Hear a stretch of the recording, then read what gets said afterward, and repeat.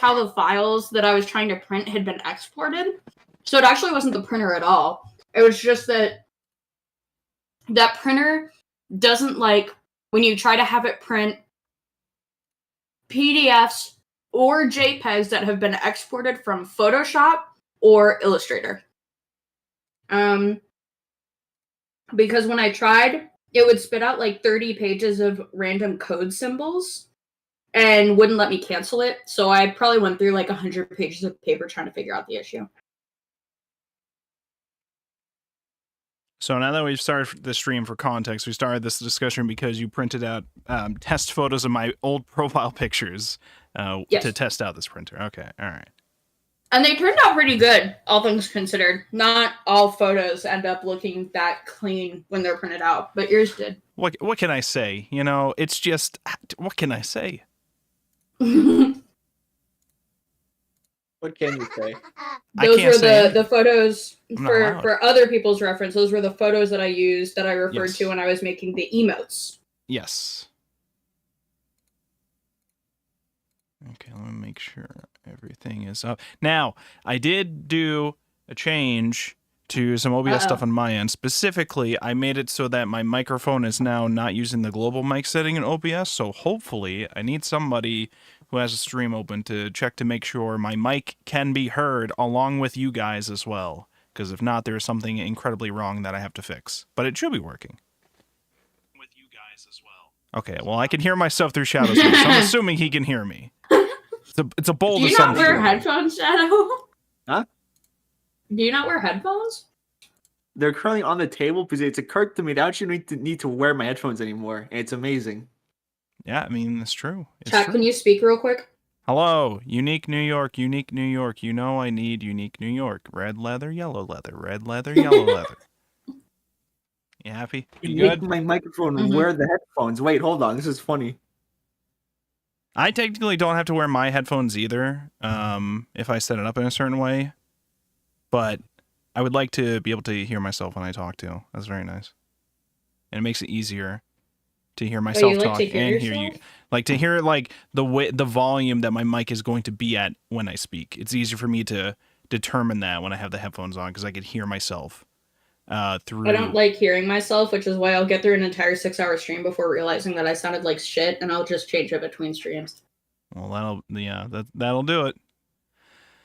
Now we gotta wait at least like I want to say like 6 minutes before we start because apparently it's gonna do an ad break in like 3 minutes. It seems like this is consistent, not just for me, for like other people too. When you start your stream, it will eventually just start doing ads and towards the beginning, and then it'll do the every hour. So I'm just gonna force it to run 3-minute ads now, and then we'll get started. We're not stopping for ad breaks in the middle of the stream. I'm just getting this one out of the way.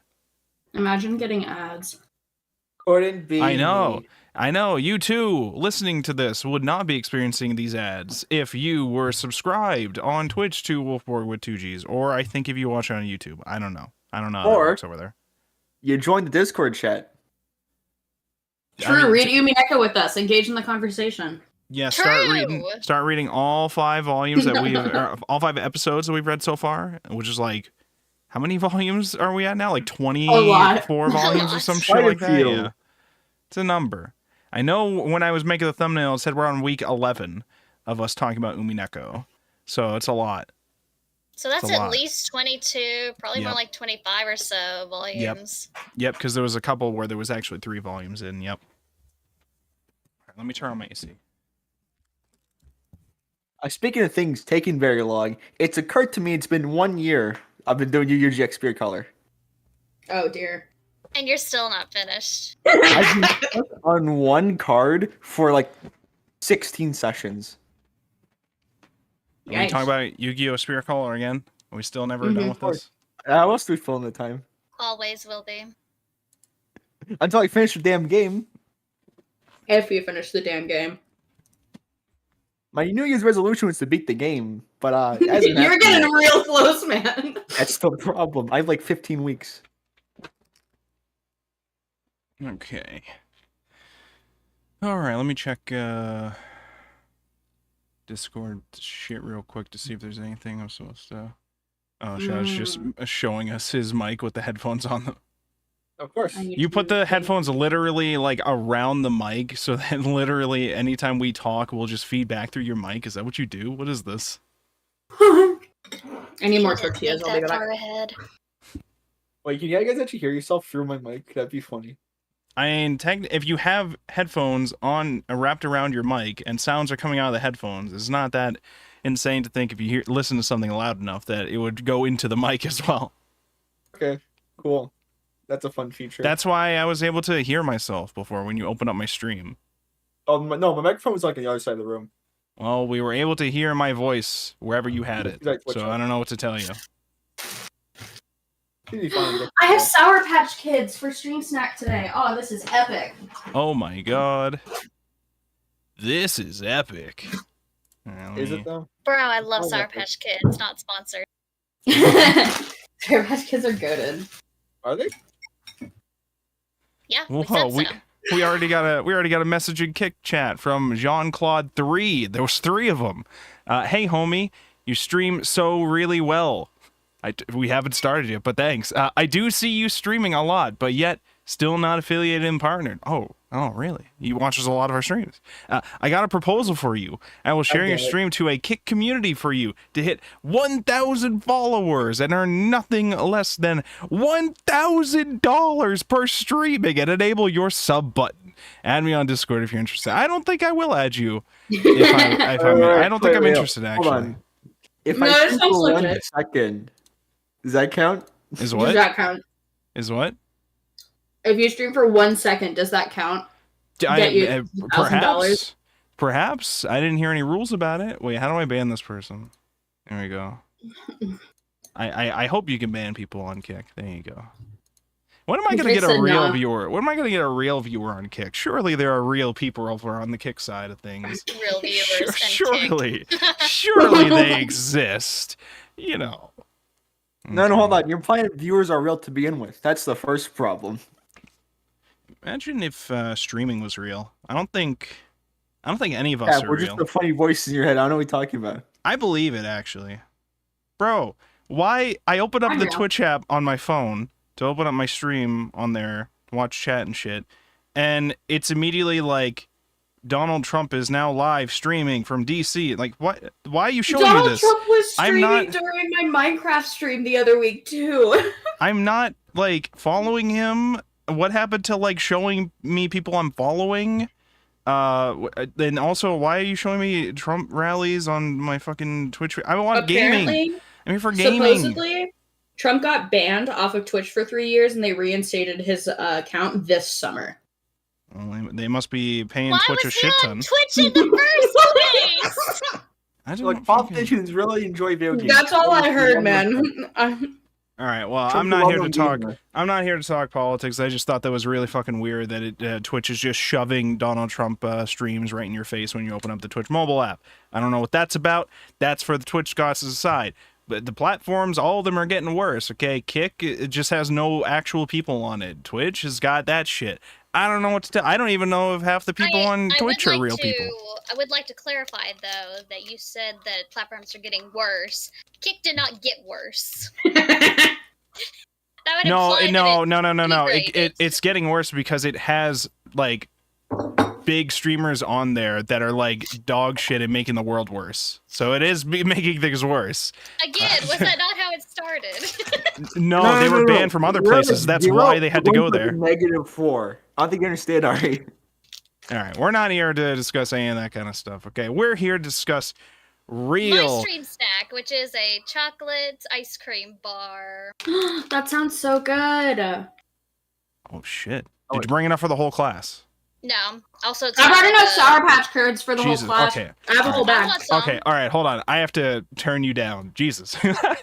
Which is crazy because my microphone is all the way across my desk, so... Well, why don't you tap your mic that you think you're using? Oh, fuck. Hold on. Yeah, so, This is the real test of shame. No, it says that I'm using my Yeti.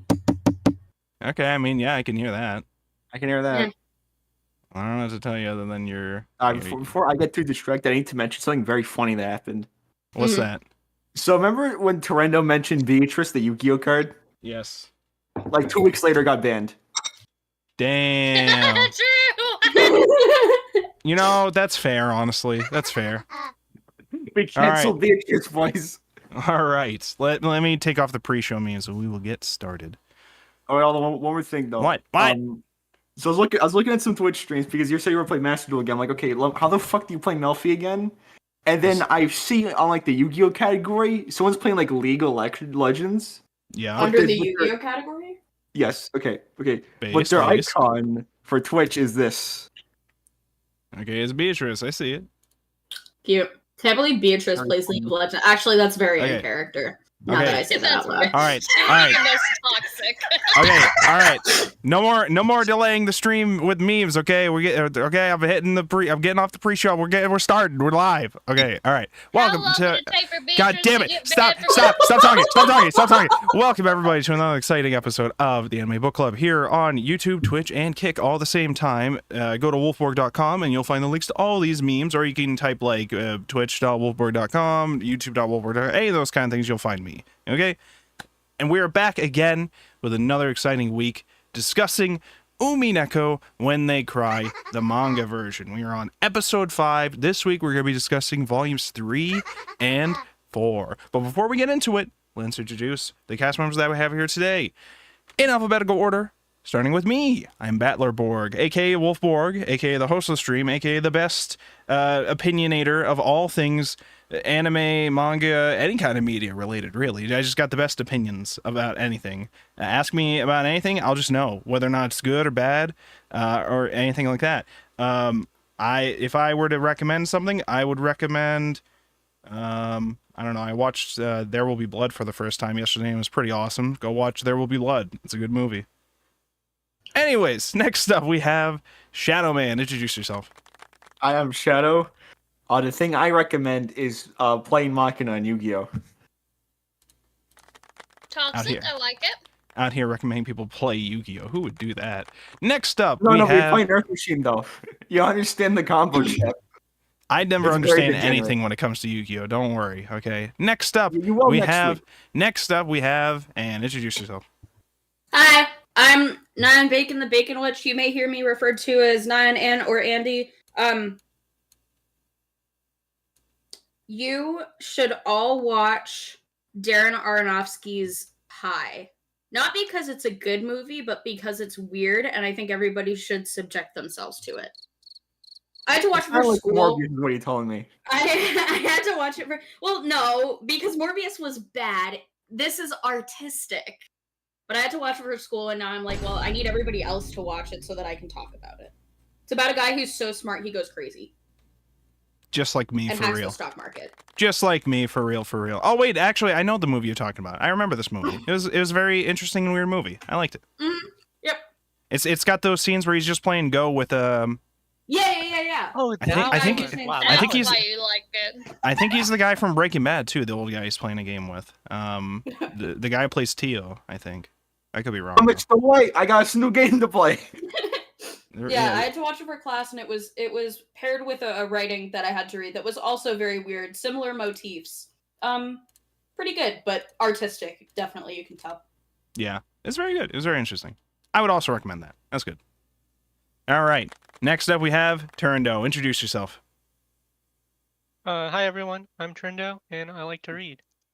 Well, thank you for that. That's all you need to be here. And then last but not least, we have Aremia. Introduce yourself. Hi, I'm Aramia. I like shouting stuff. Read Umineko. Wow. Watch the stage play. Watch Umi's stage. Watch the anime. Where can we watch it legally? The stage play? Yeah. When is it coming to Broadway? Can you watch it legally? Yeah. When is it coming to New York? When's it coming to Canada? I would be the first in line. Oh yeah, I would fly all the way out to New York and actually see a Broadway show if it was the Umineko stage. Oh my god. I would The take my stage- mom with me too. You weren't. I think I mentioned it last week. I talked a bit about it last week. But like the stage play is supposedly like really good, a really good adaptation. So much that it just started episode 4 of doing it, and they've been doing it for like 2 years. So now they're at episode 4. So Interesting. They do screenings of it online for limited times, like recordings of it. But yeah. So you're saying they not got to watched go to it. their? You say they have to go to their local video store to find a copy of it? Is what you're saying? Or their local library? Maybe I've not looked. Probably, but Big it'd fan. be good to So support it. Ari's just sitting here saying, "Hey, you should watch this." I don't know how, but just watch it. Yeah, that's how most Figure anime it works. out. So what's the difference, huh? I mean, that's not really how most anime recommendations work. You usually have some kind of way for them to That's how watch it. most manga recommendations work. We usually have ways for people to read that too. We get like local video stores and libraries, and Yeah, local video. Or you can just actually buy the book. I know, No, crazy. that's what I do. That's what I do. Umineko. Not physically. I bought it digitally. Okay, so yeah. Getting I've pressed, just stop being seen a if I fucking can- coward and reprint the Umineko mangas right now.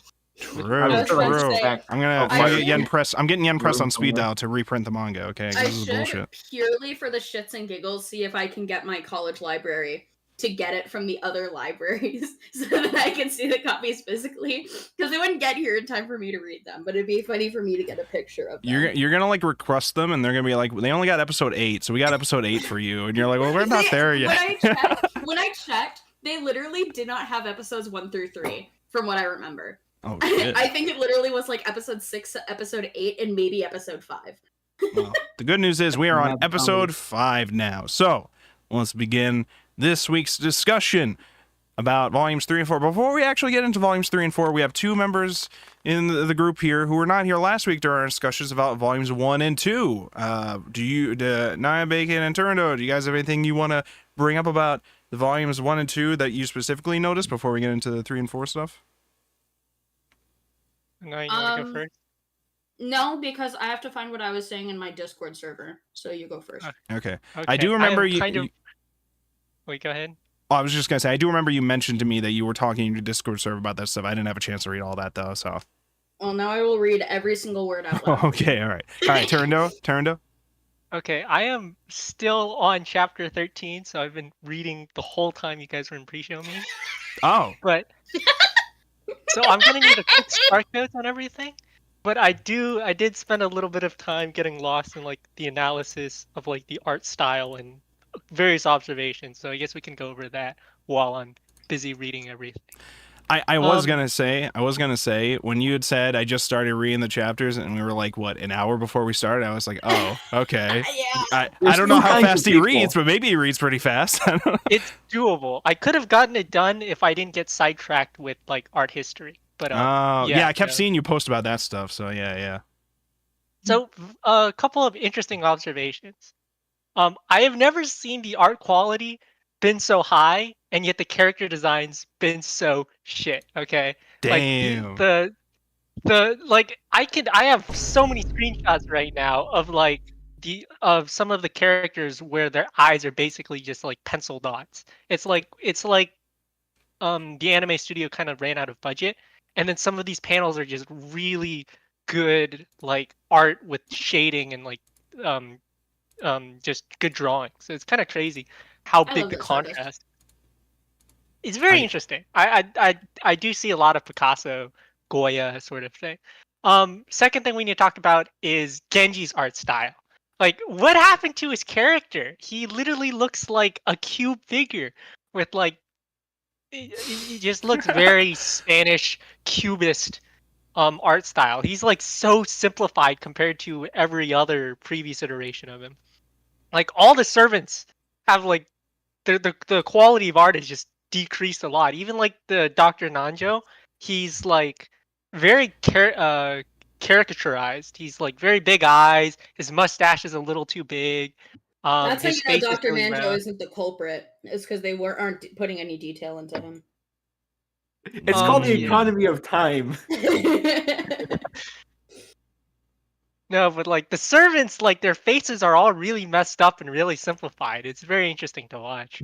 It's also one of those things here where I kind of noticed that too, but I was also just like kind of ignored it for a while because in this episode they don't really play much of a role other than just lying for Kraus and Natsuhi and all that. And then you know, one of them ends up dead or whatever, or at least one of them so far.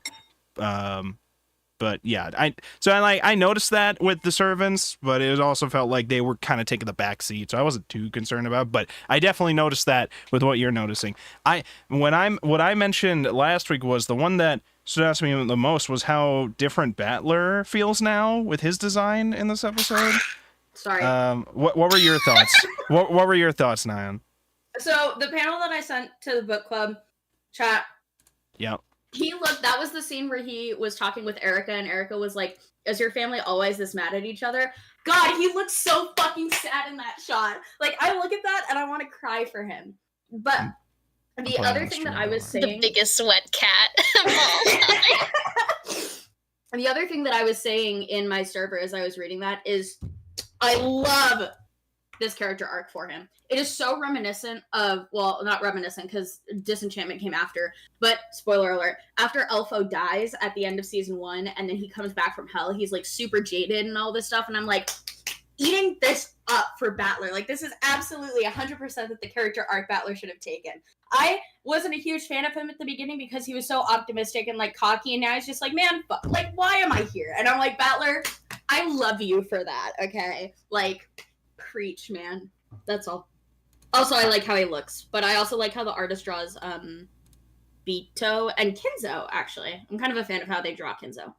Yeah, Kinzo's great. And for once, we actually get to see him more. I guess except for episode 4, but technically, we actually get to see him a lot.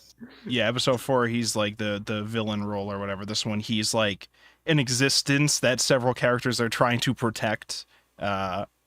Even though we know that he's not supposed to be there anymore. It's a whole thing, which I want to get into and discuss. But, okay. Wait. There's an observation I'd like to mention. Okay, let's all take a breath. I was going to make sure that Andy and Turando don't have anything else to say before we jump into these other memes. Okay, do you guys have anything else you want to bring up? I'm double checking. Yeah.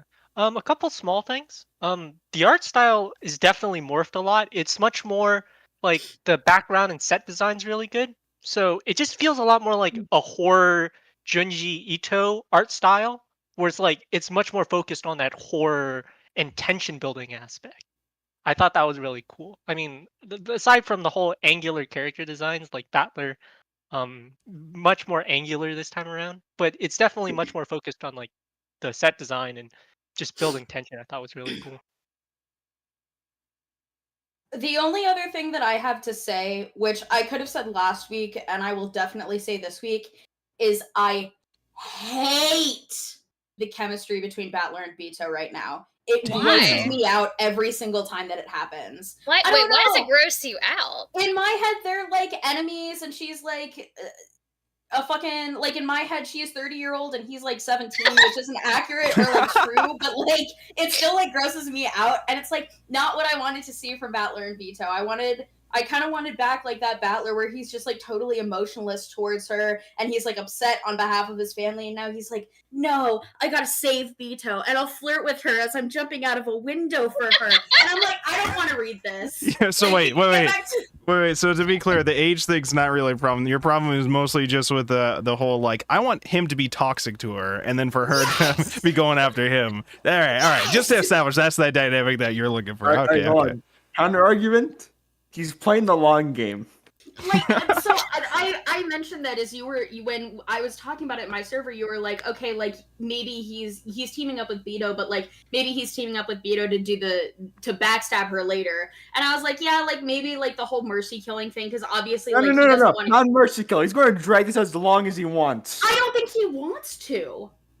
I would. I don't think he wants to drag it out at all. From the sounds of it, at least. In episode 3, I don't know if they've touched on it in episode 4. I don't remember. It's starting to blur together. Sorry, I'm so confused. It's okay. Like, take your time. When Virgilia was explaining the fact that Bito is currently being shackled to this, and the fact that she is basically under this constant torture, he seemed sad about it. Like, he seemed empathetic, and like that I can respect. Like, totally, he's like, holy shit, like my incompetency is part of why she is stuck here. So that's why I don't think that he's doing it to backstab her or he's going to drag it out. I think he's doing it to be able to get her into a position where he can kill her. I just don't need the flirting in the middle of that. Well, I think they look lovely together. I'm interested in the 30 years part. She looks like a 30-year-old. What makes you think that she's 30? Okay. So, because here, I will preface this. My question is because you can figure out Bito's true identity by now. Because Nice and that smart. I'm so damn. You do not understand when I was talking about all this, because I have my separate community server that I do a lot of my talking in, so that I'm not like spamming out the spoiler channel. Every single time that I talk about this, and especially I was like, I really want Chap to read this, but like I don't want to bother him, and also I feel really bad that I haven't figured it out yet, even though I'm not supposed to. And every single stream, you guys are like, no, it's okay. Like, you're not supposed to have it figured out. But I'm like, yeah, but I feel stupid. I mean, nobody else is... You can figure it out by now, but nobody else here has. Anyway. I will say, at least on my end of the guesses towards who Beatrice is, okay, I can't figure out in my head how exactly it works or whatever, but my assumption is that Beatrice, or at least this version, or some iteration of Beatrice, is probably Battler's mom, because we've been introduced to the concept of Battler's mom is not a Sumu. Then there's the question of, okay, well, who is Battler's mom? And Beatrice is like, who am I the whole time? So immediately my head goes towards thinking that. Don't know if that's necessarily the case. We have been shown that Beatrice has died in the past, but we don't know if that's necessarily the Beatrice that is in this story, because Beatrice is also a title that seems like it's passed down. And, you know, there's also the Beatrice that Kinzo knew when he was younger, which, you know, also could be completely different. So, but that's just in my head where it's going with that. Otherwise, it's either that or some weird shit where Beatrice is actually some sort of symbolic representation of Battler in some kind of way. Don't know how that one works either in my head, but that's another idea that I've had in my head. Hold up. I'm loving this trans femme idea of Battler. Hold up. Let's go on. I don't know. To answer Ari's question, I don't have a problem with major age gap ships where one is immortal. That was my question. I'm not here to police you on that shit, to be clear, but your question was why I think I put Bito as being 30.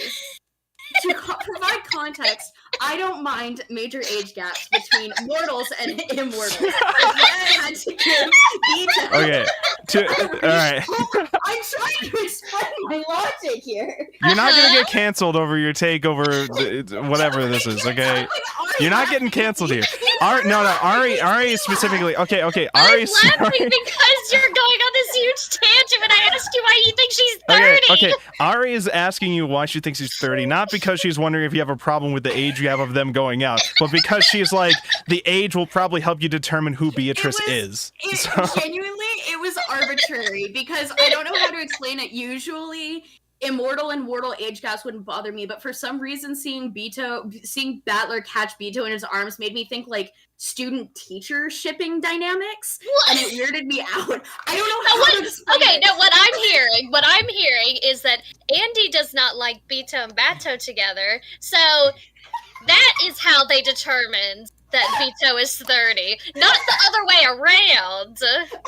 Are you telling me that Bito like is 30 and I just accidentally pulled that number out of thin air and got it right? I mean, it could happen. Like I said, I'm not going to say anything more about, because anything further would be too much. All I know, if my guess is correct, and that Beatrice is somehow Battler's mom in some kind of way, 30 at least, she'd be at least 30. 30 is reasonable. Yeah. Okay. I'm going to refer to Battler as Beatrice's son from now on. Okay. Vase. Beatrice's daughter. We just talked about the fact that he's trans femme. Okay. That's also a possibility. It's also a possibility. And I'm just saying, I'm cooking. I'm happening. cooking here. Okay, I'm cooking with my answers. Okay, both of them will somehow be correct. he will be trans femme and also his own mother. Okay, somehow these will both work out. This sounds like RKV It'll shit work out through already. magic. If this is what's revealed, I will believe in magic. Wait, what did he say? Okay. Expanding upon that theory, this Yeah. further contributes to the fact that the Yoshiromiya family has a very abusive relationship between parents and their sons and or daughters. Okay, so because Beatrice keeps killing her son, right, and Base. even though she wants to kill him, She saves she it. keeps killing him. She keeps Battler alive, right? Like they say that Beatrice is forced into this game. So as long as Beatrice doesn't quit, Battler won't die. I think that's very interesting. But it's kind of weird with the whole inheritance thing of denying him his inheritance and whatnot. It's very interesting though. Dude, I felt so fucking bad for it. That's another thing that I said is like at the like. I'm sorry. I'm so wired. When they were talking about the gold and like all of the adults were arguing, Battler was just kind of sitting there like, I didn't want this. For so long when I was reading that was last week's reading, I was like for this moment right here, I do not care about the witches. I just want to see how Battler would emotionally handle and or emotionally crumple under the weight of having all of the adults fighting with him about the inheritance. Like, let's just put a pin in all the supernatural stuff. I want to see Battler crumble under the weight of not Beto, but his family. Okay. Yeah, that'd be interesting. Now, okay, so before we actually get into the episode 5, Yep. new chapters, I wanted to ask Andy and Turando, what did you think of the new, I guess, development or the new showing of, like, Kraus and Natsuhi? Oh. One specifically about Kraus being a terrible businessman. That And was so two, the person of 19 years ago. I wanted to ask about both of those things. What do you Kraus think about first. moon tourism? What do you think about What about going the to the moon? cryptocurrency in general? Okay, Kraus is a victim of the times, so I still hold to the theory he's a good businessman, but he's been screwed over by bad Japanese economics due to inflation by the Yeah. Prime Minister of True. Japan devaluing the yen. Okay, Oh, this is the shit. time when Japanese manufacturing goes downhill, right? Because the U.S. like tried to import tariffs on them, and then they had the whole Kyoto Accords. You have like Wall Street buying up all the businesses, right? Because it's in retaliation for what Japan did of trying to swallow the American economy. So Kraus is just a microcosm of everything that's happening in the 80s, right? Because you have Wall Street literally going to Japan and doing the yen carry trade and basically taking over Japanese businesses. So it's a very precarious time for a lot of Japanese businessmen. So I still hold to the theory that Kraus is a good businessman. He's just kind of screwed over. I think So you're he's saying if it weren't for funny. the times, we'd all be having like moon tourism trips by now if it was all thanks to Kraus, but it's because of the So times that's all around. true. I'd be down. No, I'd be I down. wholeheartedly agree. I don't know about the whole 19-year thing, but I don't know. It's fun. I think Kraus is an interesting character. I like the Kraus Nazi dynamic. Right. I'm not a huge fan of the Kraus Natsuhi dynamic. I think because they're both inadvertently like psychologically abusing each other. And Well, you've whether got, like I said, Natsuhi. You've got Natsuhi, who's the trad wife, and then you've got Kraus, who's like the, boomer misogynist. So, not a great Natsuhi- combo. Okay, boomer.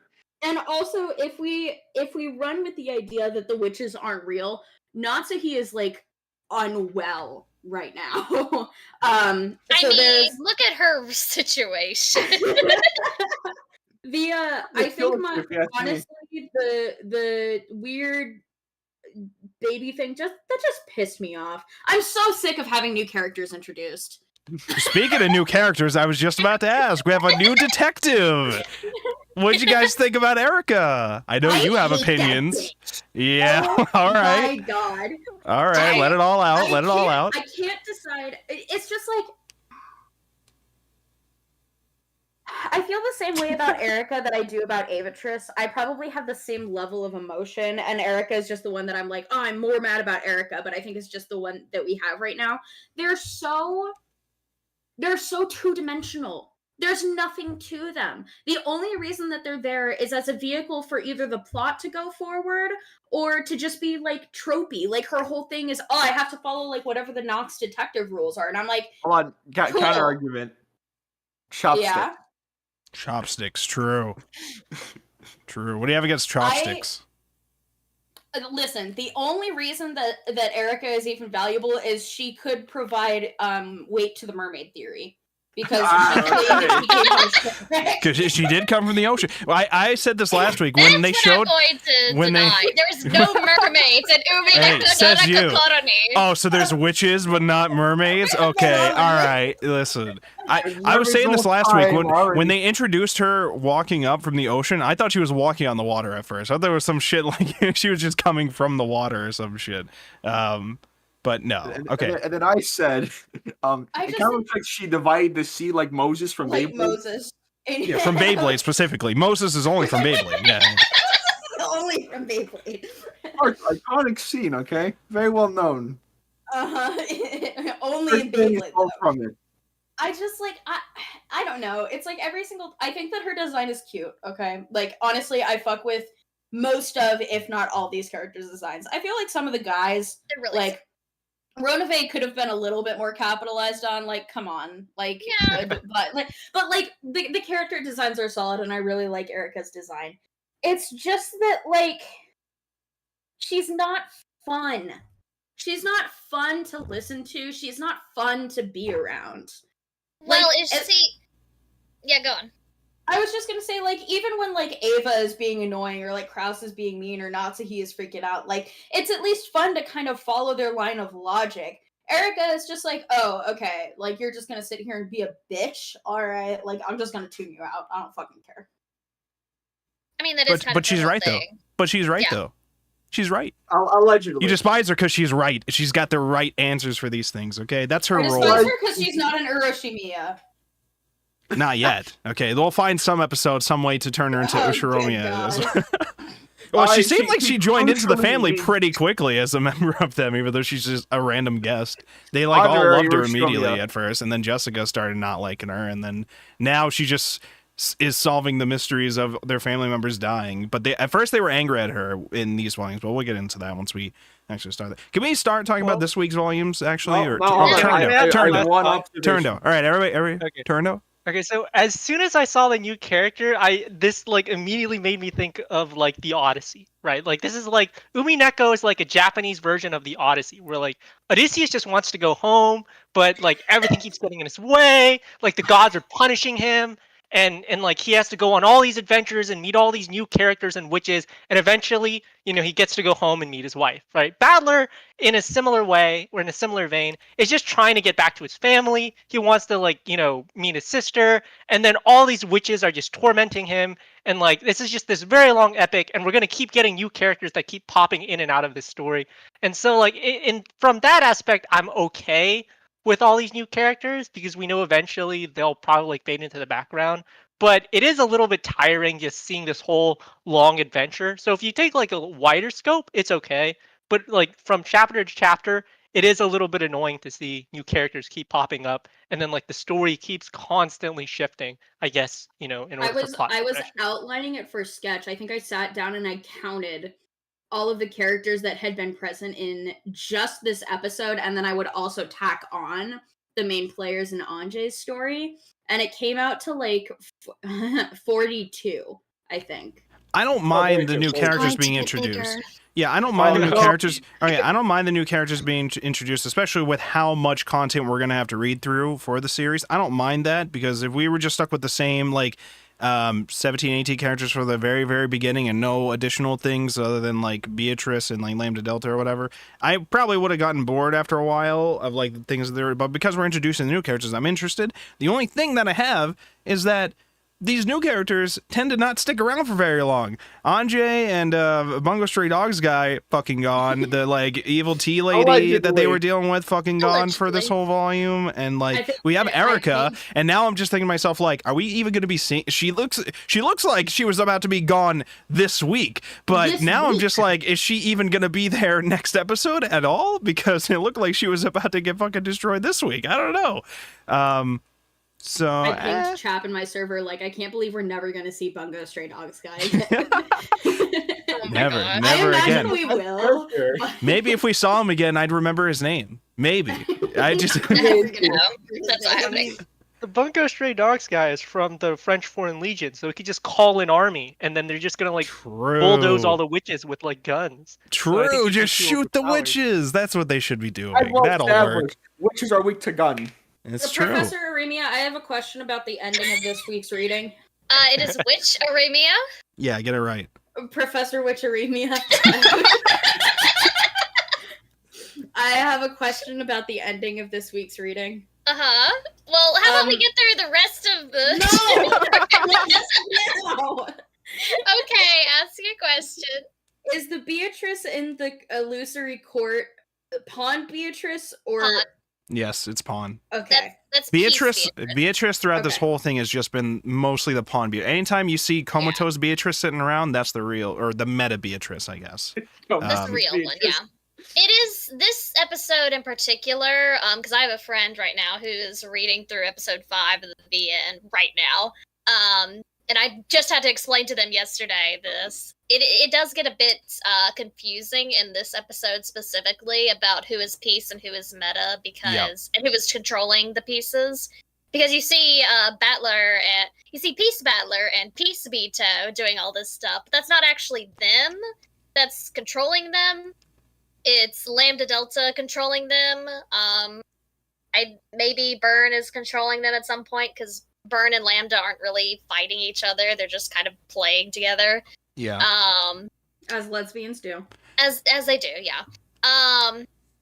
So when we get to so this chapter ends with the illusory court, and that is when Battler is actually controlling himself. The real Battler. He's finally entered back into Beto, the game towards then, yeah. Yeah, because we started off basically, and they're like, "Oh, we've already pretty much finished the game because you went off to just sit there and stare at Beto." And then they're like, "Okay, I guess we'll show you what happened while you were gone." I guess we'll rewind. But the important thing to note, though, is that the pieces cannot do anything that they would not be able to do. And they behave similar to how they would naturally, anyways. Yeah. So whatever they do is going to be somewhat in line with how they would normally do it. So Battler solves the epitaph in this episode. He can only solve the epitaph because he would normally be able to if the circumstances were right. That's not, if he were not able to solve the epitaph on his own, then Peace Battler would not be able to. But he did. So just whatever they do is still somewhat in line with how they would do it if the meta version of themselves were controlling their piece. Right. So is the version of Battler in the illusory court Peace Battler or Meta Battler or both? That's both now. Yeah. Okay. That's okay. Because now we have caught up to where Erica is saying that Natsuhi is the culprit, so now Battler is back in the game, fully controlling himself, having watched all the previous events. Yes. Okay. That is what I needed clarification on. Thank you. Yeah. That part's a little tricky with this episode, so. Right. Okay. I think Ava is the culprit. Why would you think that? Why would you think that? Just overall, in general. Like the whole thing. Do you have any evidence? No. Okay, Andre. All right. Well, because that is the one thing that we do have to discuss at some point with this. We're given a couple big questions with this episode. One of the big ones is is Natsuhi actually supposed to be the culprit, or is she actually being framed? Because that's a whole big thing that it's trying to either lean you towards or cast doubt on, or like trick you into thinking or whatever. It could be one of those things where you're showing all these things to make you think that, oh, she was framed, but it could just be she just actually did all these things and then is going to eventually pretend that she was framed or whatever. It's a whole thing, okay? But let's rewind, okay? Let's rewind. Hold on. Okay. I have one observation to make. What do you got? All right. So originally I was going to use 9 for this analogy, but unfortunately I can't anymore. Okay.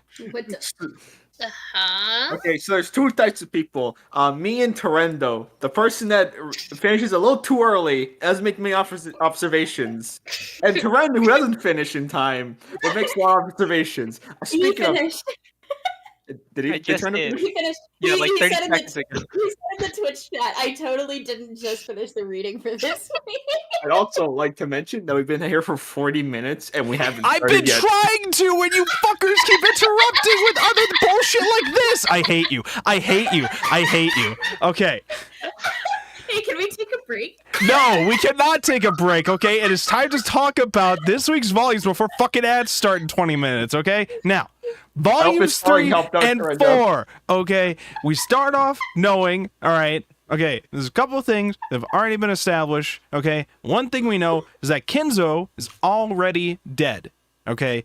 Not just in all the previous episodes, also in this episode. We were told in red text last week that Kinzo is already dead. So, the one thing, there's a couple things, but the one main thing I do want to talk about at some point is the whole debate that they had about whether or not Kinzo could have escaped the room. That's a whole big discussion. But the couple of smaller events, well, I guess small, we get a little like look into Natsuhi's background related to this mysterious son that she supposedly had who died, who is now calling her on the phone, blackmailing her into doing these things.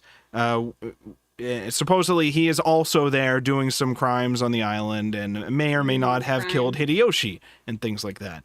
So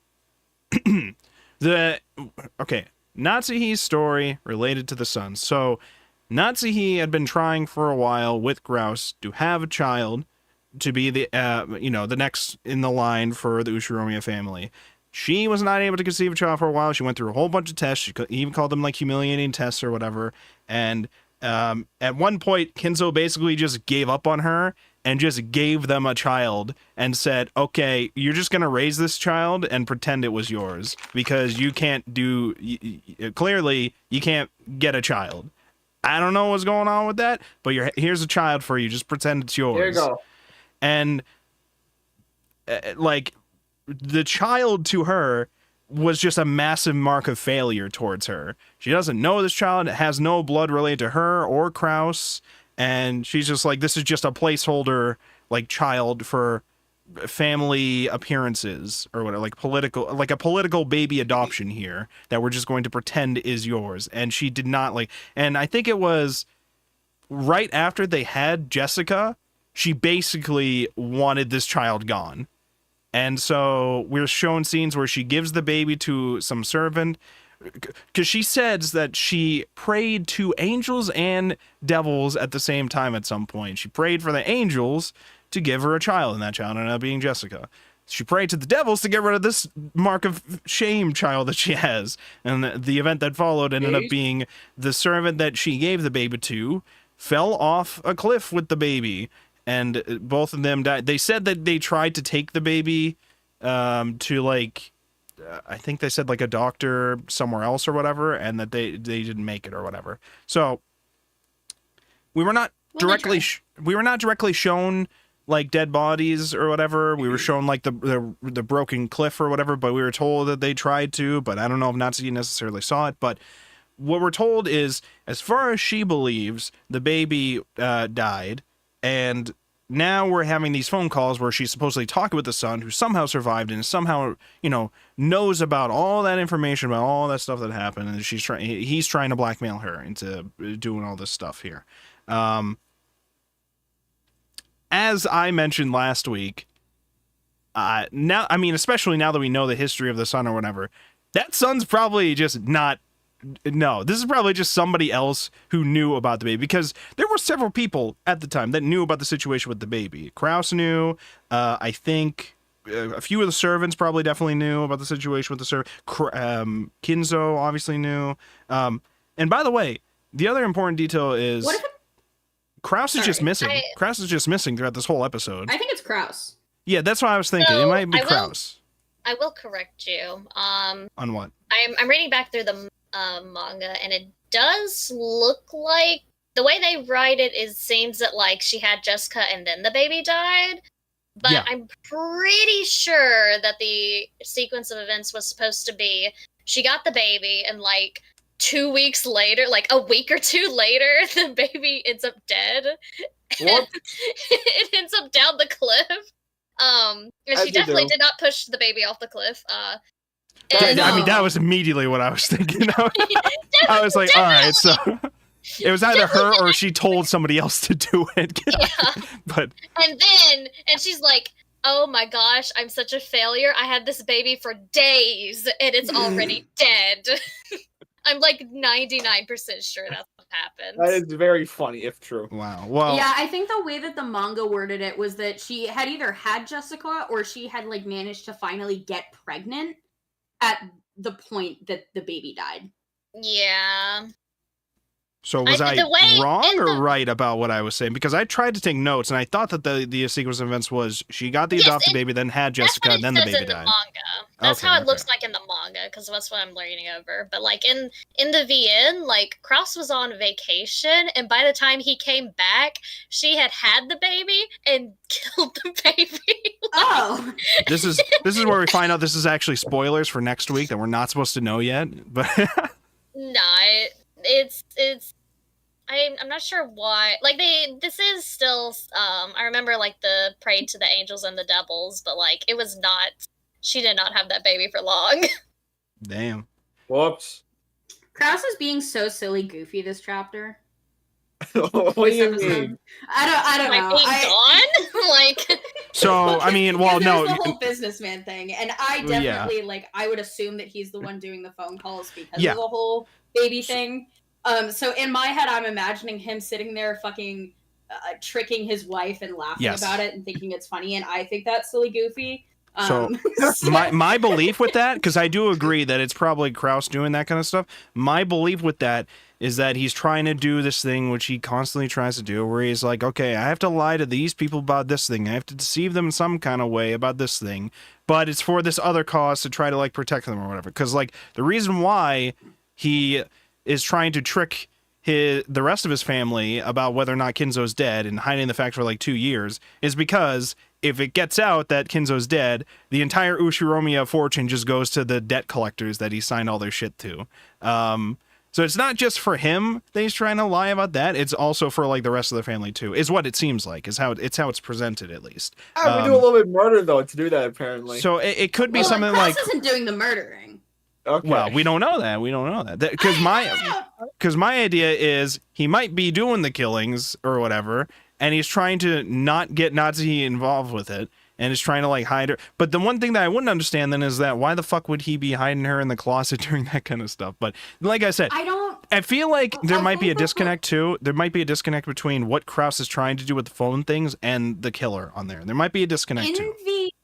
In the event that Kraus is the killer and did kill Hideyoshi, I'm going to assume that it's entirely possible that Hideyoshi happening to lock himself in that room was by pure happenstance, and there was no way that Kraus could have gotten Hideyoshi to go to another room without fucking everything up. In the assumption that Kraus was the one that killed him. Well, so we do. Well, this kind of gets into that whole scene later on. Let's not get into that whole scene yet, because we do have the other things we want to discuss. There's several things that we need to discuss a lot of about why this happened and who could have been involved with it. Were you about to say something, Shadow? Oh, I was gonna say, Jessica's dead in this one, right? yes, Yeah, she died in the Jessica first one. died in the first night. Yeah, that'd be weird if Kraus was the murderer. I guess it could be multiple murders at that point, huh? Does Kraus like Jessica?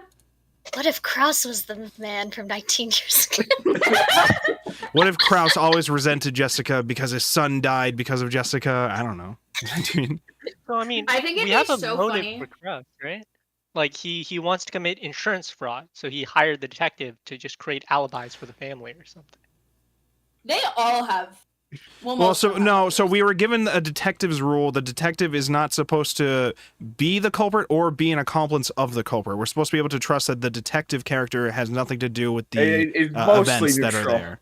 They're mostly new, and it's presented here that this detective just happened to show up on the island, and so they're supposedly, we're supposed to trust that because of the detective's role. They are not supposed to have an impact on the story directly. Otherwise, it would be a lot more difficult to solve these mysteries. Yes, because which that's is why when that rule gets introduced.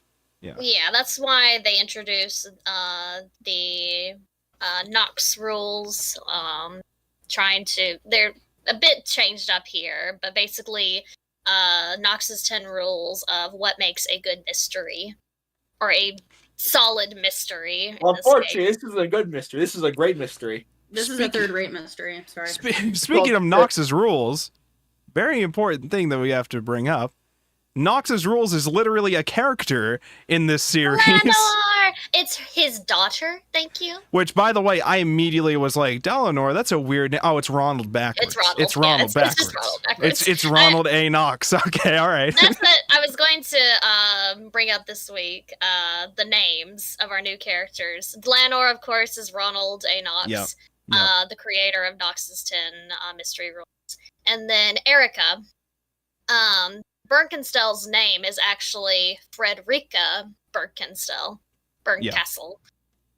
So it's just Erica. And I had also realized this week, I was like, Erica Furudo, Rika Furude.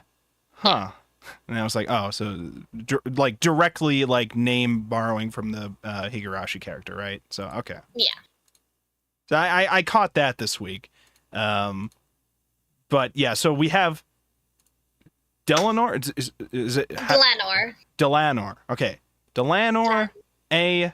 Knox coming onto the scene. A witch hunter, Imperial Inquisitor. I don't know what specifically, but they're presenting themselves as like.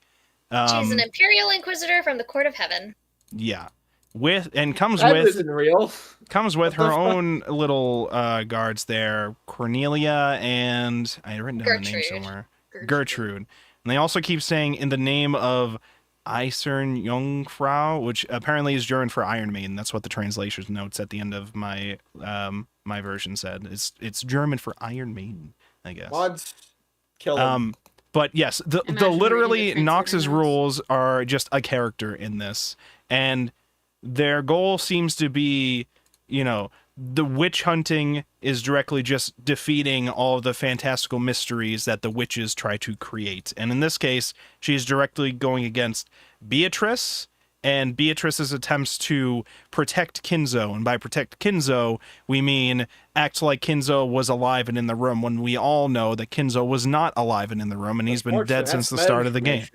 Which was one thing that I did want to bring up, because we had a whole scene where the family members are like, okay, we found all these dead bodies. We found 5 dead bodies. And we're like, that's a little weird. There's supposed to be 6 according to the epitaph, and it sounded like they're going to be following the epitaph because we have this weird symbol that's drawn on the wall next to them. So it's probably following the epitaph.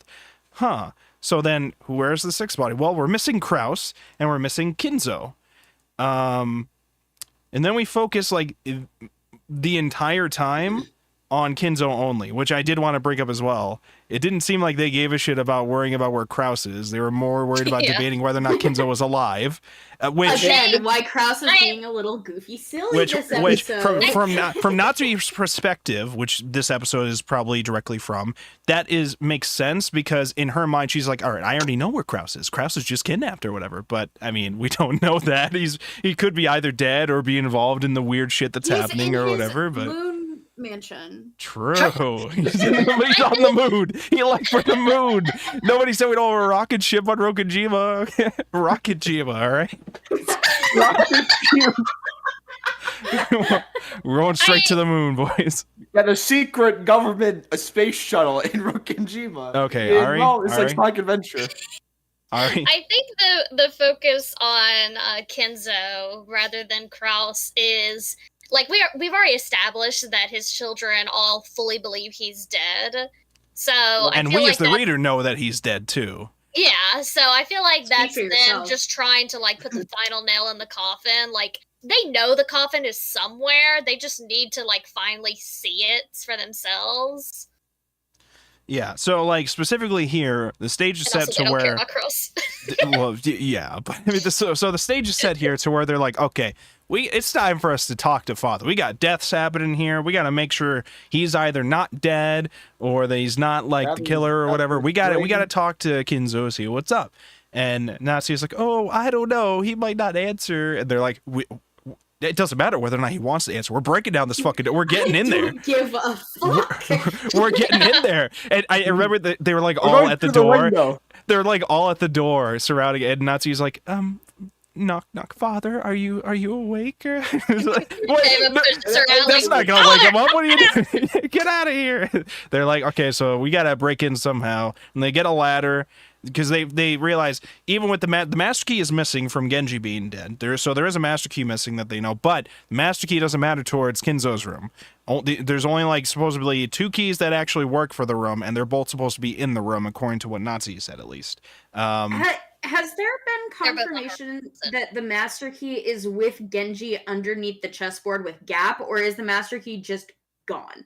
The master key is they said that they know that the master key is no longer on Genji's body, is what at least what somebody said to us. It was not said in red, but supposedly there's a master key that is now missing, and so they supposedly have access to most of the doors in the mansion. But the study is not affected by that. So they have to get a ladder, go outside, and Rudolph has to break through the window to get inside and then open the door for everybody else to come in and investigate the study. Now the study is not a small little room. It's basically its own little mini like living area, its own little apartment within the mansion. It's got a whole bathtub set up, the bed chamber, the actual study area. It's like a whole big thing, which is important towards Battler's like kind of points later on. But so we're shown big ass area in the study, and they all look around. They can't find Kinzo, and Natsuhi decides to give some information where she claims to have been the last one to speak with Kinzo at 11 o'clock the night beforehand, which that was a detail that was important for several debates. The first being, it's kind of weird that you seem to know that you were the last person to speak with him. How do you know? Because you were given other information, like how do you know that somebody else didn't come and knock on the door? And how do you're also having the servants say that he supposedly wanders around. They were lying, but supposedly he also just wanders around at random hours. So how would you definitely know that? And then also the other one was Ava saying, I left a receipt paper in the door. And it's still been there until Rudolph just opened the door. So that door didn't open again. Did in like episode 1. Mm-hmm. Yeah. So we're repeating that kind, which again is pretty cool that it's mirroring that kind of detail. Like we said, how this episode is also mirroring the fact that Natsuhi is the core character as well. So that's kind of interesting. I was so annoyed that they were getting onto her about the idea of her being the last one to see Kinzo being a slip of the tongue. Like if you saw somebody at fucking 11 at night, and you know that maybe they get up and sleepwalk, I don't know. I think it's pretty reasonable to say, yeah, I was the last person that saw him, because like, what else are you gonna fucking assume? No, I don't think I agree with that, because if you are trying to, with everybody else, solve this mystery of like what's going on, where is Kinzo or whatever, and you are also going to be there like, I don't know where he is either. If you actually don't know where he is and you're worried about where he is, you wouldn't just say, oh, I was definitely the last person to see him last night. I talked to him at 11 o'clock, so I must have been the last person. No, you'd be saying, I talked to him at 11 o'clock, and you might have just leave it at that. You wouldn't just assume you were the last person to talk to him. You don't know what could have happened to him afterwards. And if you actually were concerned about him, you would, like, open up the idea of that anything could have happened afterwards or whatever. You're just like, I would have been the last one to see him I would have seen him at 11, but I don't necessarily know if I was the last person. I don't know what he could have done or whatever, but in this case, it is a slip of the tongue. We know it's a slip of the tongue because she's lying about the events. Kinzo was never in there. We know this, but the point of it is that, like, you wouldn't say a line like that if you didn't know some other detail. Like, that's why they point out how it's a slip of the tongue because of that. Like, I think if she said I probably saw him last, she could probably go with it. Yeah, but she didn't. That was the important thing there. Yeah. Because like, it obviously that's not enough evidence to like bring her to trial and like say definitively that she was the killer. I'd just kill him. But it's point enough for them to reasonably suspect what she's saying, and then they also correctly realize, wait a minute, the only person that's been corroborating anything related to Kinzo is all these servants that are paid for and managed by Natsuhi. That's a little fucking weird, don't you think? Huh? You know, things like that. And it's like a while to get to that conclusion. Yeah. So we have Nox shows up because Beatrice is trying to like argue against Erica's logic with the kind of stuff. Beatrice is trying to use blue truth against Erica. Erica cannot use red truth because she's there to compete against the humans, so and humans can't use red truth. So then she brings in Nox. Erica is there to go against the illusion of the witch, so she cannot. She's in Battler's position, sort of. Yes. As he was in the previous 4 episodes. Yeah. But he used the red truth, so he's no longer. He didn't. He was only able to use it because Beatrice granted him the permission in the meta world. Oh, okay. He cannot consciously like use it. It was only just to prove Beatrice's point in like that one time that, and she granted that. So he's not naturally supposed to be able to use it. So Erica I say Erica, but really it was Berncastle bringing in another pawn, and that was Delanor A. Nox, not Lox. Delanor A. Lox. Again, I did it again. Okay, Delanor. Okay, Delanor showing up. The embodiment of Nox's rules. Supposedly has read like 600 pages of detailed notes on Beatrice. I have in my notes that Beatrice unironically said, "I am the danger." Which I mean, I'm like, oh my god, Breaking Bad, but no. It was so white. She was like, so they could have summarized in 6 letters, danger, and then Delanor was like, it's a shot where Delanor and the Inquisitor was like, actually, it's executed, and Beatrice immediately jumped up. Oh, you think I'm cute? Yeah. Won't get you anywhere. Yeah. Oh, like it just specifically focused on the word cute with an executed. Yeah. Because it's 4 letters. Yeah. So, okay. So we have the embodiment, the new pawn, here to help establish the secret, the right answers for the mysteries, because she is able to use the red truth. Specifically, she has her little Imperial guards that are also showing up. Cornelia and the other one, whose name I can't remember. Yes, they are pieces that Erika or Berncastle has brought in from the outside of the game board to assist Erika, because they are High Inquisitors from heaven. Now, both of these new sets of characters, the Imperial Guards and Delanor, have speaking quirks that I noticed. Delanor has a speaking quirk that is not in the manga as well. No, it is. It is in my version.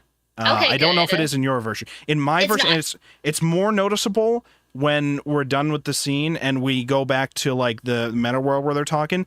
At the end of all of her sentences, her like the last word is like bold and like italicized in my version, which I can assume is caps. Yeah. Okay. So I wasn't sure what that meant in the original Japanese. If she was just saying "des" at the end of every single word or something like that. I don't know what that was supposed to be symbolic of. And maybe it's something we'll know later. But I did notice that in my version. It's probably not in your versions. No. In the VN, she's supposed to, or at least in the English version of the VN, she speaks in all caps at the end of her sentences. Okay, which you can't really do all caps with some of the manga, because I mean all the letters are already capital, so they're just making them bold or whatever. Shut up! You can't escape this shit. No, it's her down, Eric. I had thought she was speaking in code for a bit. I thought I was supposed to like try to read only the last word of every sentence and make another sentence or whatever, but that was not the case. It was just like sweet death. And honestly, for the other one, though, with all due respect, that started getting annoying.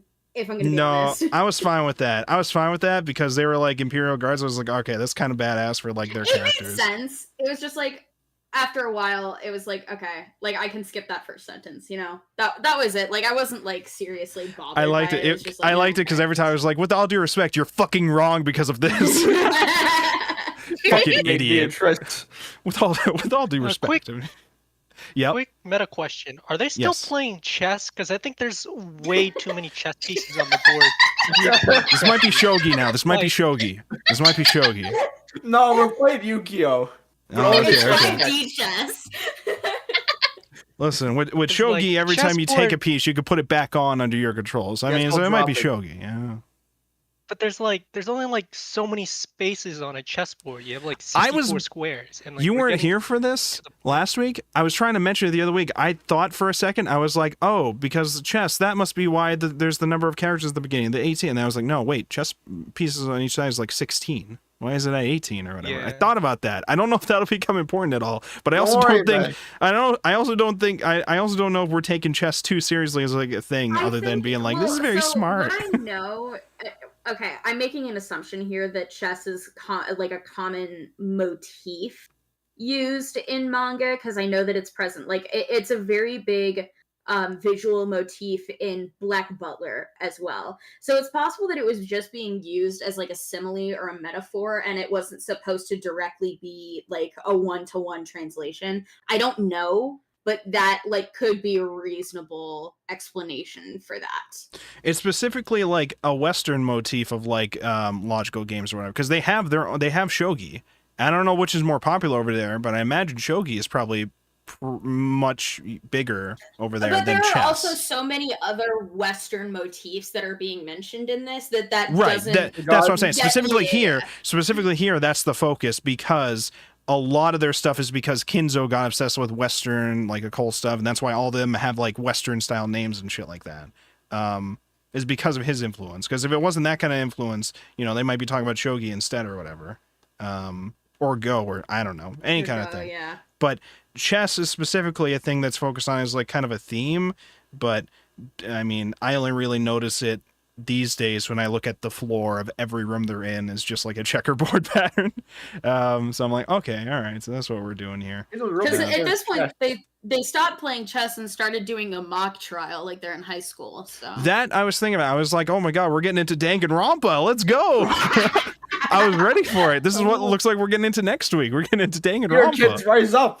Let's go. But no, I am a little sad. We've not had a flip over the chessboard line lately. Okay. Yeah, you know, it's been I'm a kind of while. missing it. I was getting annoyed with it for a while at first, but now I'm kind of missing it because we haven't had at least one in a while. Okay. I no want at good, least no one. good at all. It's no good. No good at all. Oh yes, very good. It's no good. I need to, for no particular reason, memorize the order of words that Lambda said. The like whatever, like undoubtedly, unconsciously.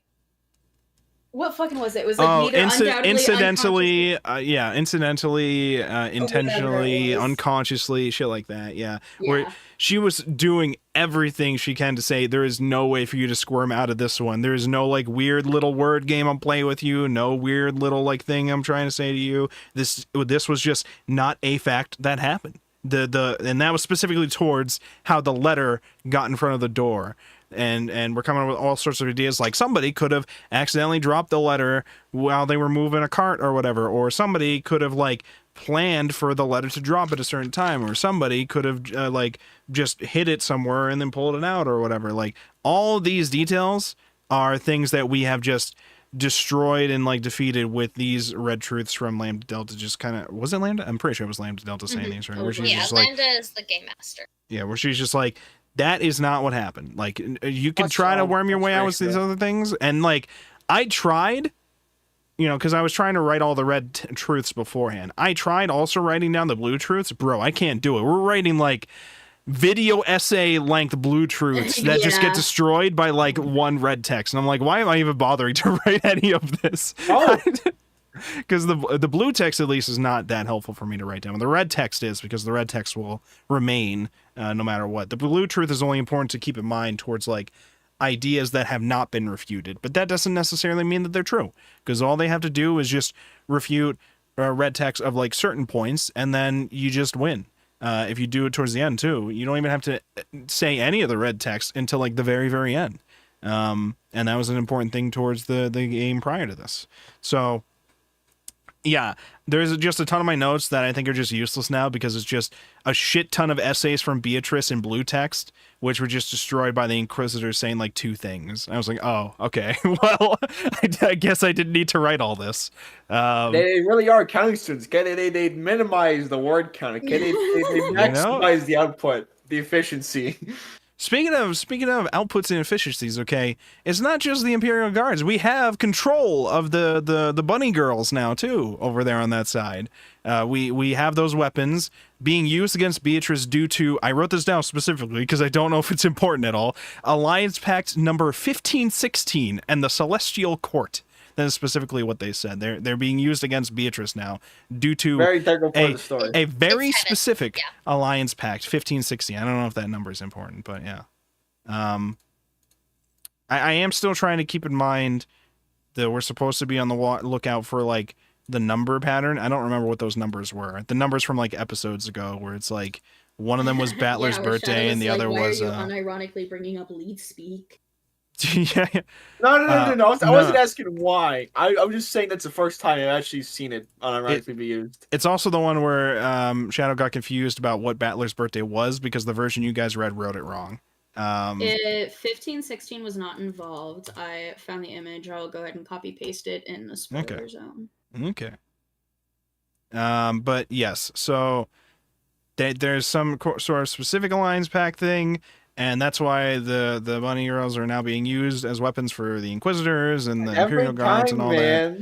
And we're bringing all of this up because it's a very specific, big, huge back and forth. There's a couple of those, but the big specific one is about whether or not Kinzo could have been in the room. Now, the important thing to keep in mind here with this discussion is we as the readers know already that Kinzo was not and cannot have been in the room. So us reading and also this, his kids are pretty sure that Kinzo could not have been there. But and yet we have the big discussion from Beatrice against Erica at first, when Beatrice is also not supposed to be a real thing that's there, and then Battler, who has decided to, or Pawn Battler has decided to say it's no good at all. He's going to stand up and refute. Erica and her deductions are just, it's not enough. It's not enough because he knows the correct answer. So the correct answer is, because they're just like, the door was locked, the receipt's in the door, so we know it couldn't have been opened after Ava put the receipt in the door. Okay, Nazi came into the room at 11 o'clock. Ava knows that Nazi was in the room at 11 o'clock. She knows that much at least. But we do not know if Kinzo was in there, how he could have gotten out. And the assumption is, if Kinzo couldn't have gotten out, and he's not in here now, then it must mean that he's never been in the room, which probably means he was also already dead. So, they were saying, like, the door's closed, there's no way out the door, there's no secret passages, that's one of Nox's rules, there's no secret passages anywhere, and the the windows locked from the inside. So, and we don't see Kinzo in here, so what happened? So, Battler's brilliant explanation for what could have happened is Nazi went to talk with him. He pretended to fall asleep. She started inspecting the room, as she apparently tends to do, which is a detail that I was kind of annoyed that we threw in there because I don't remember it being established prior that she just inspects the room every single time she goes to leave that room or whatever, but okay. She goes to inspect the room, make sure everything's good, goes into one of the other rooms that are in that room, like the bathroom or whatever, something to that effect, to check things, check the stock or whatever. And in that time frame, Kinzo supposedly leapt out the window. Whether or not he lived or not doesn't fucking matter. He jumped out the window, and then when Natsuhi felt the draft of the window, when she came out the room, she just closed it and then just left, just assuming that Kinzo was still asleep in the bed.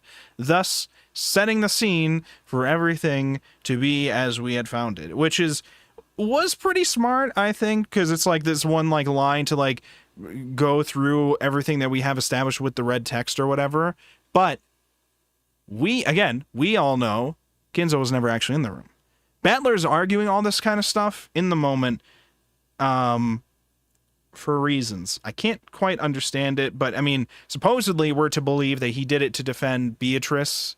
And no, it wasn't to make fun of Erica. which is supposed to be symbolic of defending Natsuhi, because he doesn't want to. His whole thing is he does not want to mistrust his other members of the family. So he's defending Beatrice and the arguments with that, and saving her and leaping out the window with her as a symbolic way of defending Natsuhi, saying that you guys should not be killing each other and like blaming Nazi, or which was similar to what he was doing, I think, in the first episode or one of the early episodes, where he was just like, we should not be doubting each other, guys. If we do, shit goes wrong.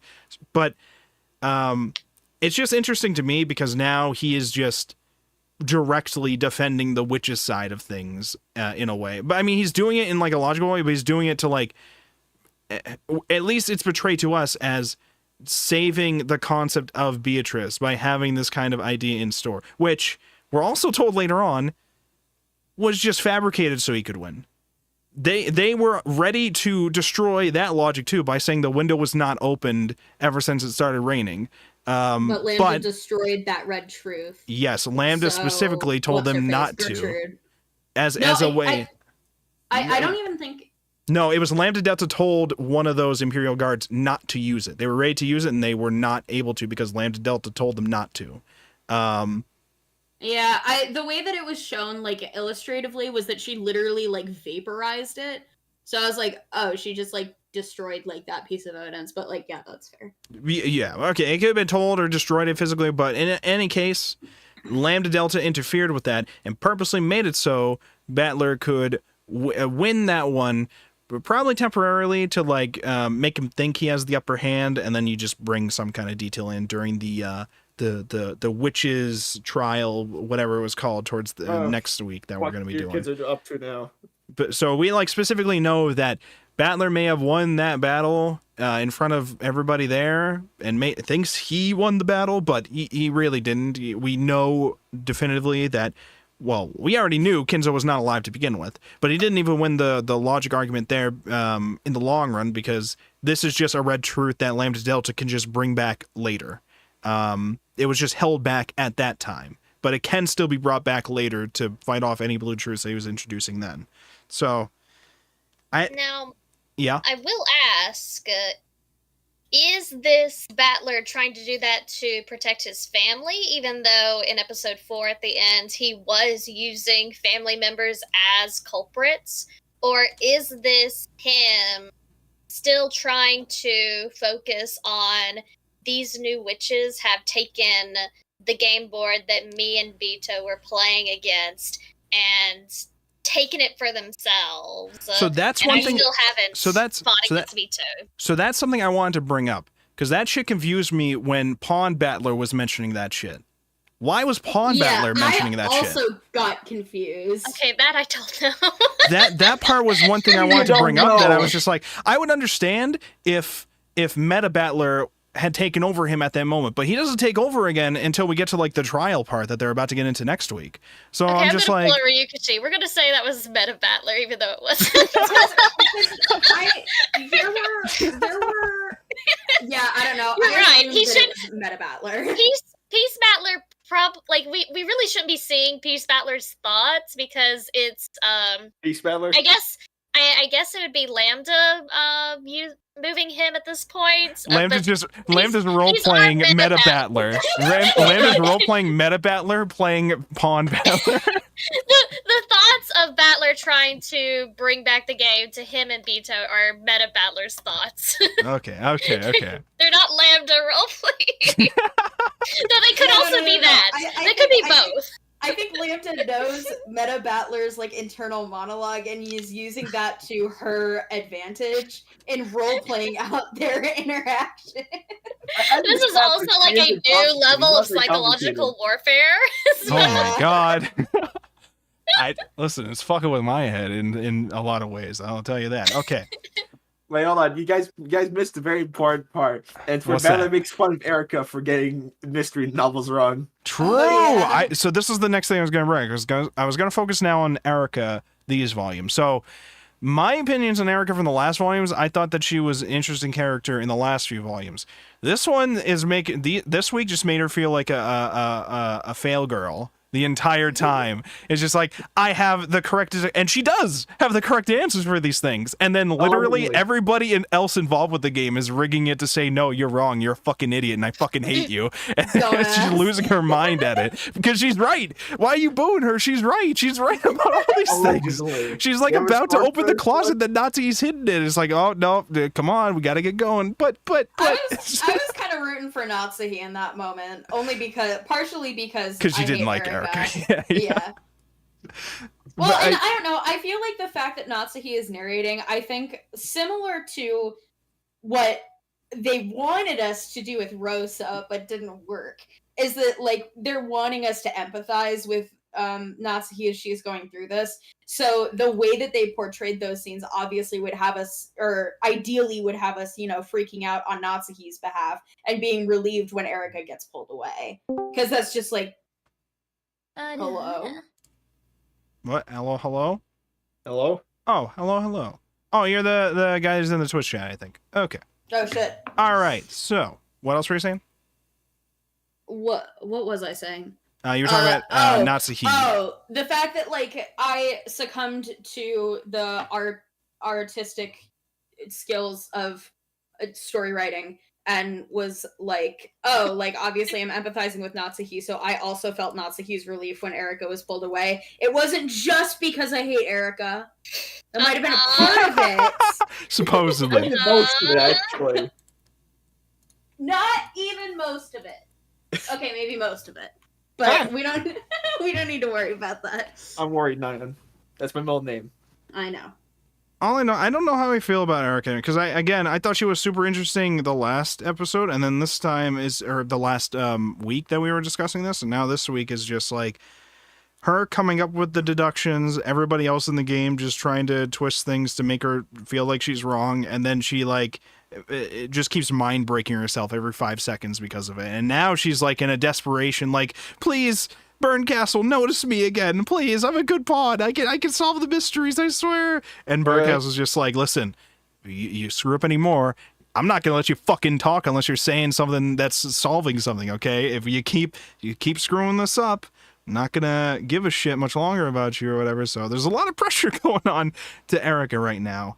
But for the most part, I don't know. I think it was more just like I was interested in Erica before, and now it feels like the story is just nerfing her, which was kind of the point. I mean, I guess it makes sense because it's Lambda Delta fucking with the game in a million ways to try to prevent Burncastle from just winning with this detective that she has put on the board. But also, as is mentioned, Burncastle is also trying to just keep the game going forever too.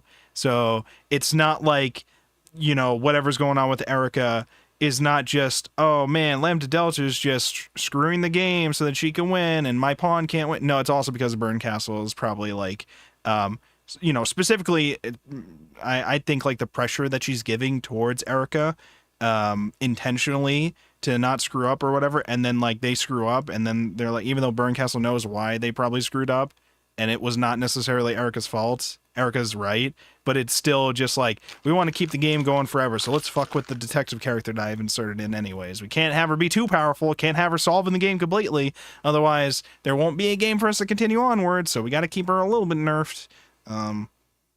But yeah, I mean, at the same time, I'm just like, interested in the meta aspect of Erica being in there, talking about mystery novels specifically, and this goes towards what Shadow was saying before, where it's Battler, at least Pawn Battler, is more knowledgeable in some ways about mystery stories than Erica, at least in that one scene where she's like listing different authors and like books or whatever, and then Battler's like, huh, that's funny that you would mention that one when this one came out first by this author or whatever, and that one inspired this thing, why would you mention that or whatever. And I did want to also mention the translation notes of the volume, or the official release that I read, has notes about those specific authors that were mentioned, one of which I really wanted to highlight and mention, and that was Yukito Ayatsujin, who was a modern mystery writer, and specifically he penned a number of theme mystery series, one of which was a TV series called Easy Chair Detective, which, based on the description, was a giant influence towards Umineko and Higurashi for Ryukishi, because in this series, which aired from like 1999 to 2008, it introduced the concepts of question arcs and answers arcs, where one week they'll set up a mystery in the episode, and the next week they have the answer for that mystery, and they would like do this thing where like people could submit or like mail in what they think their answers are, and then sometimes they would give them prizes or whatever if they guess correctly. But it would be like they present the mystery in the first episode, and the second episode, the follow-up to that week for the answers episode of that mystery that they had going on, the detective was like this guy who's just wearing a white mask and just leaning backwards in a chair and going through the characters and the plot of the story in a metafictional space called the pure logic space. Which again, very reminiscent, very like when I was reading the description, I'm like, Jesus, Ryukishi just blatantly like copied a lot of the formula of this from that. But I mean, hey, he's doing fun stuff with it, so I'm not really mad about it. But like, yeah, when I was reading, I don't think so. Well, listen, I didn't watch the series, so they might. One of the things that I've kind of been talking about in that narrative studies course that I'm having so much trouble trying to apply Umineko to, and a little bit in my storyboarding class, is that it doesn't hurt to follow tropes, because, or at least in this moment, I think it would be referred to as a master plot. Because it gives the readers or the consumers a particular context to orient their like mind and perception around. So it'd be entirely reasonable that most of these stories would be based off of something like that, because it gives people a frame of reference to follow. That's the word I was looking for. Right. But yeah, I wanted to bring that up because I was reading that and I was just like, okay, this is literally just the formula for this and probably Higurashi. I haven't read Higurashi or whatever, but it's probably very similar to whatever is going on in that too. So I was like, oh, okay, that was interesting. So I don't know. So all I know is they just said in the description of it that it was like something that Ryukishi uses for an influence in like his series, which it sounds like a pretty cool series. I might see if I can check it out or whatever, if I can find it online. It was from like 1999 to 2008, I think. So, I mean, it shouldn't be that hard to potentially find. The only thing is I don't know if it'd be translated. So, yeah. That's a different question. Yourself. True. That's the real mystery, the Japanese language. Now, anyways, so. Well, what you mentioned, Battler having that little spat with Erica about the mystery novels. Like I said, a piece can't do anything that the person can't. Are you saying Berncastle is fucking stupid? Yes. I was saying the opposite. That Battler is really smart. That Battler is actually really read. Yeah. Probably. But Battler's surprised at how smart his pawn is, though. That was so funny when I like to think that don't you think? It's a situation. This is also my favorite headcanon for 2012 Teenage Mutant Ninja Turtles Michelangelo, where they hide how smart they are behind being goofy silly. And maybe that's just Battler. He's been so goofy silly for these first 4 episodes that he finally has to kick it into high gear, and he has to mask off and show his media literacy. All it took was him to start eating. Once he started eating, I mean, he's got the brain power now. Wait, hold on. He's got the brain power as soon as he starts eating. That's the secret, Cap. Holy shit. Hold on. Actually, I remember my brother was very disappointed in this. I'm like, hold on, Nyan. You realize that he's eating, but you realize why he's eating, okay? That they contextualize this, he's making fun of Erica by ignoring her and eating the food. Damn. Which is much better. That's very funny. Wow.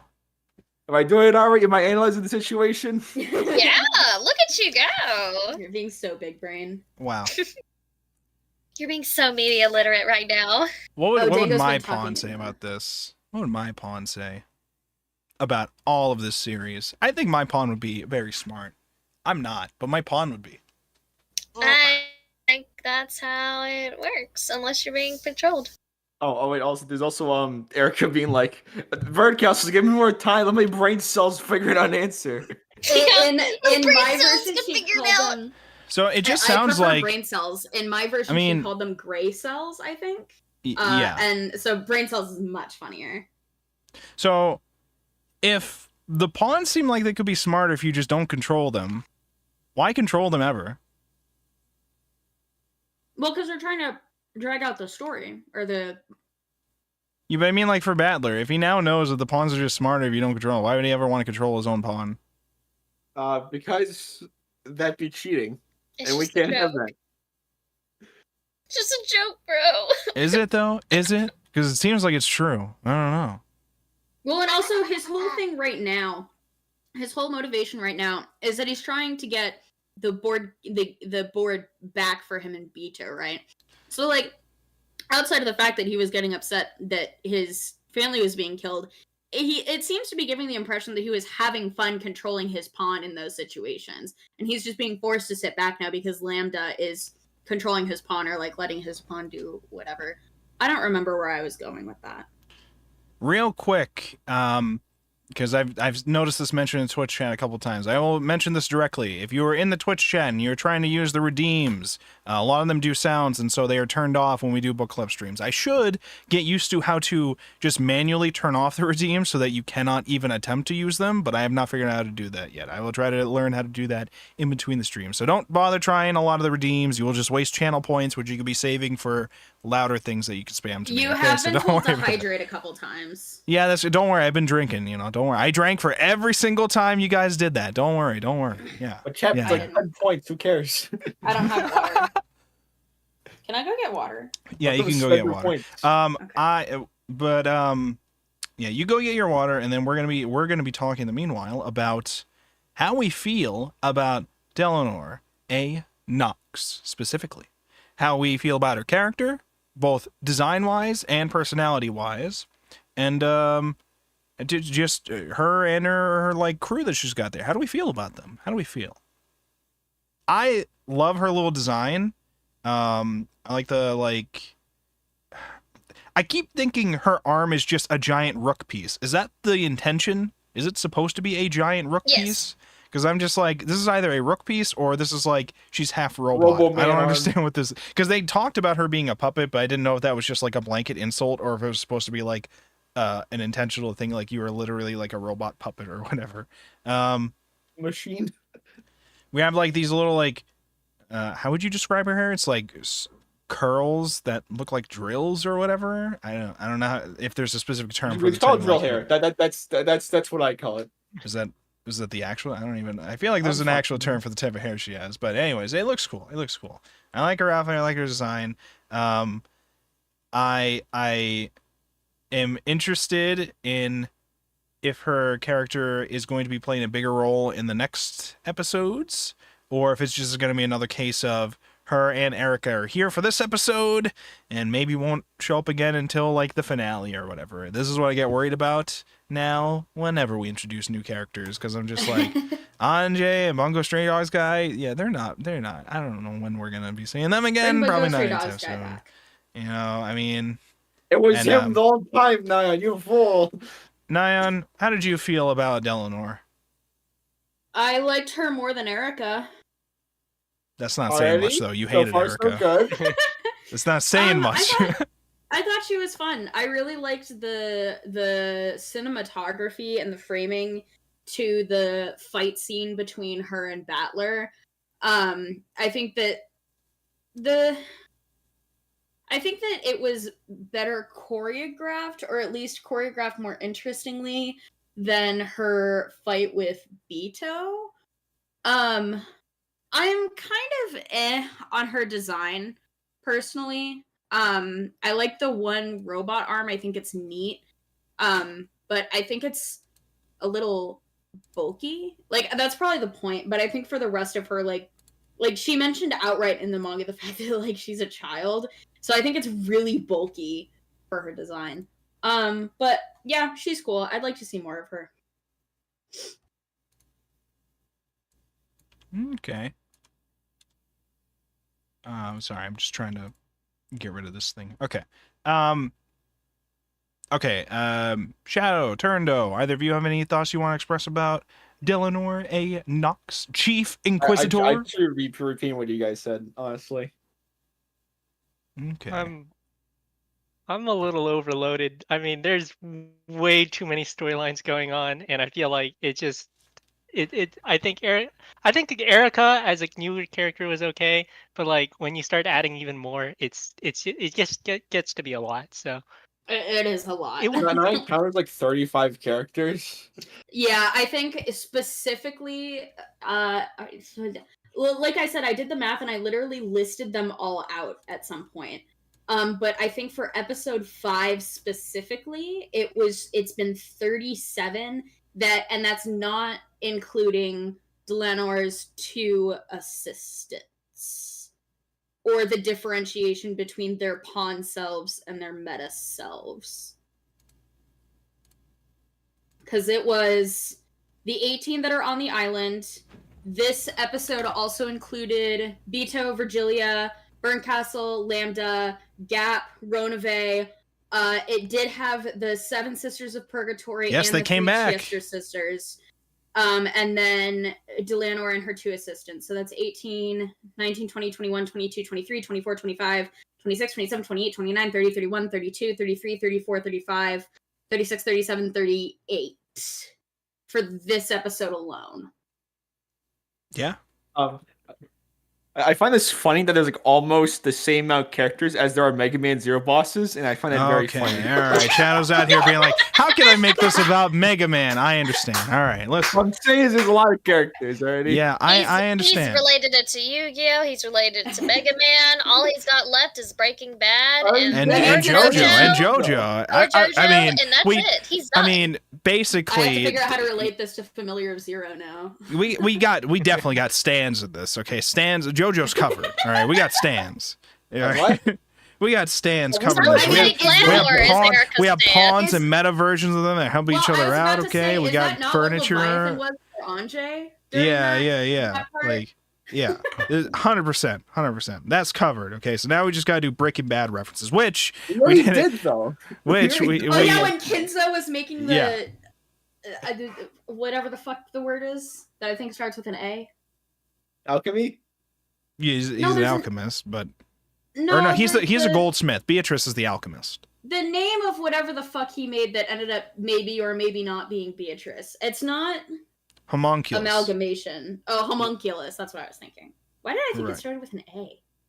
Don't know. I think you're losing it. Anyways. Yeah. We're Sounds about cooking. Okay, well, I think one of the characters, it might have been Beatrice or something, somebody was trying to bring up the idea of this device or concoction could have been created, but Nox's rules. Yeah. Delanor's whole thing, of course, because she's the embodiment of Nox's rules, is just to restate most of Nox's rules in this whole encounter. And that's one of them, is that you can't have any weird contraptions or devices or poisons that were not already introduced beforehand be a part of the answer towards this, because otherwise the scope of what the answer could be like infinite, and it would just ruin the whole point of being able to solve the mystery of your mystery story.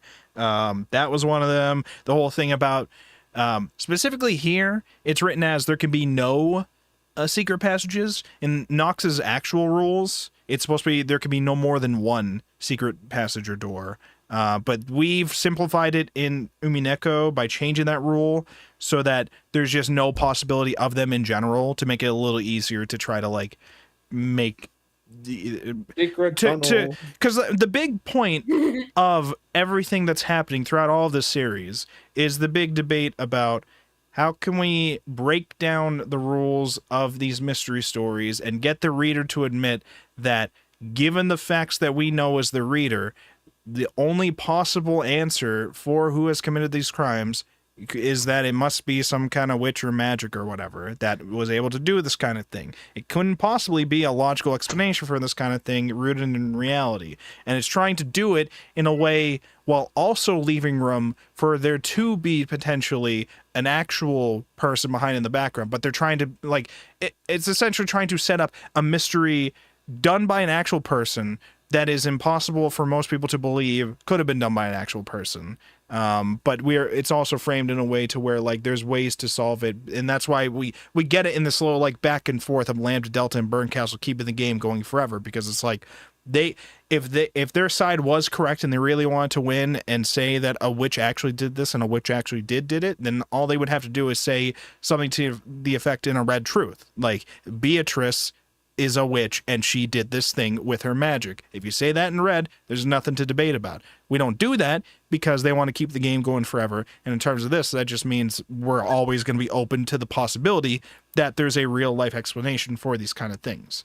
But it's still trying to break us down as a reader. So like for cases like the argument about whether or not Kinzo was still in the room, well, we as the reader know that he's already dead and he was just never in the room.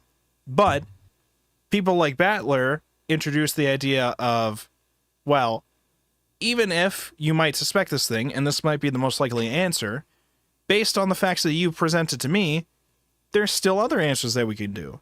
So even though we as the reader know Kinzo was dead the whole time and not actually in the room, he still doesn't give up when he's presented with these facts, because he's like, there's still a way that this thing could have been done. It doesn't necessarily have to be that Kinzo was not in the room. There's possibilities for that, even though we know that he's just wrong about that and that he was just never in the room. There's still a possibility for this kind of thing to happen. So it's very interesting to me where we're introducing these Nox's rules and we're fighting against the witches, and the whole thing is trying to like break down a lot of these concepts, which we are then trying to question whether or not they need to hold as strongly as they do, and what the point of holding so tightly to them actually means in these kind of cases, I guess. There's a whole bunch of like a lot of deep like rooted things with some of these stuff that's like very interesting to me, but then I also get these weird cases where I'm like, okay, this is cool what they're trying to do, but I also know this fact overall. Like Kinzo's just not there the whole time. So I'm just like, is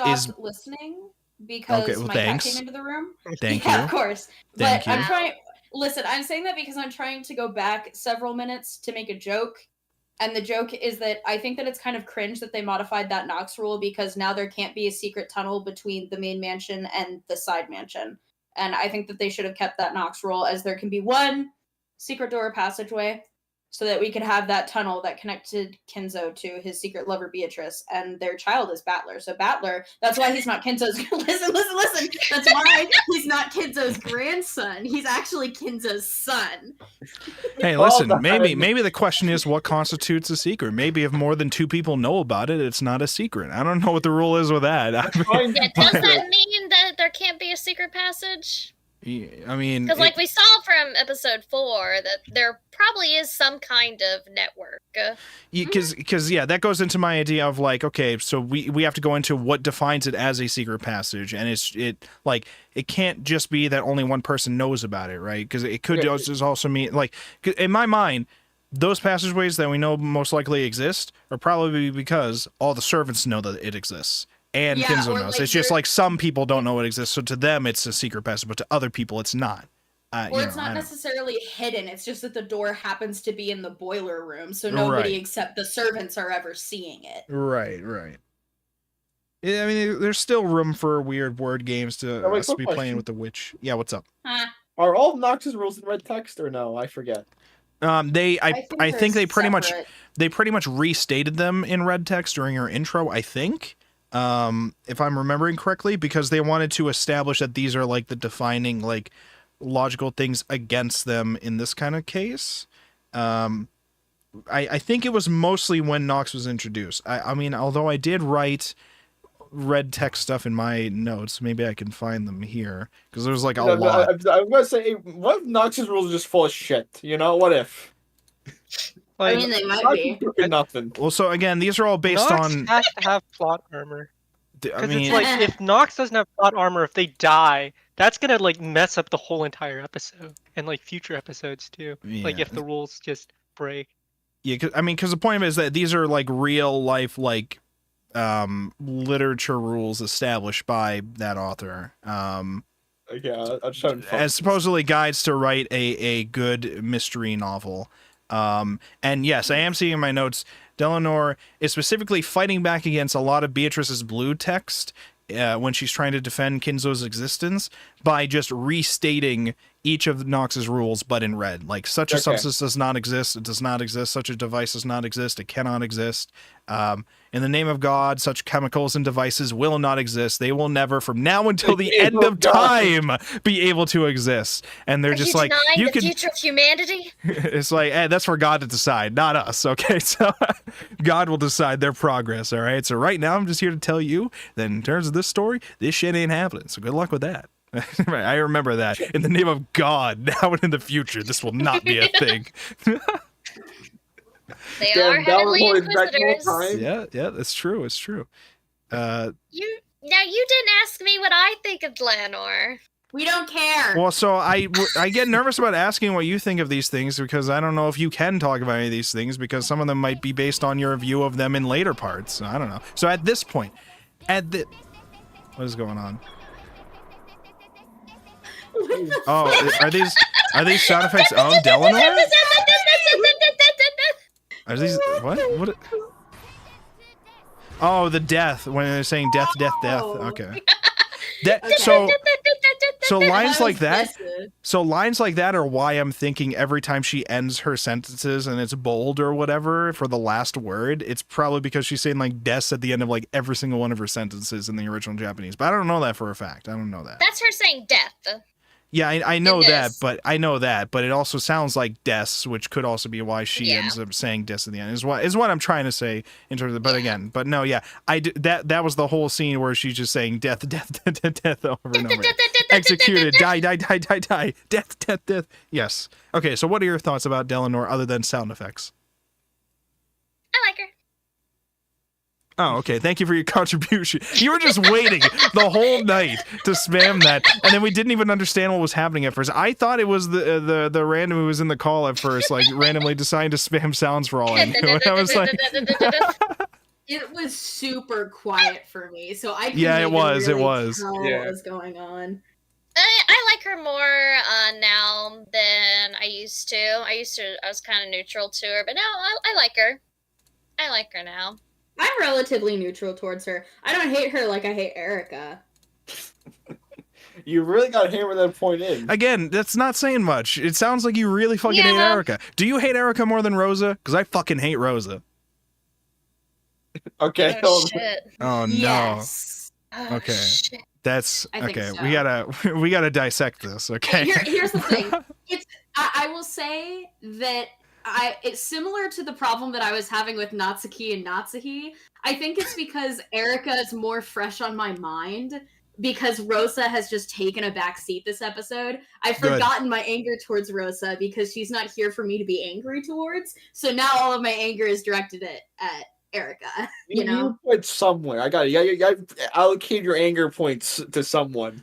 Exactly. There's a very important detail that we haven't talked about yet. And that is that we've had several deaths. We've had 5 deaths that were confirmed at first, and then a 6th one that happened later on. So we had George, Jessica, Maria, Rosa, and Genji, who were dead and we found at first. And later on, Hideyoshi died.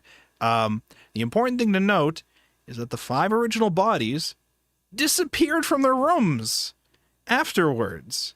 Don't know where the bodies went, but they're not there anymore. They're just gone.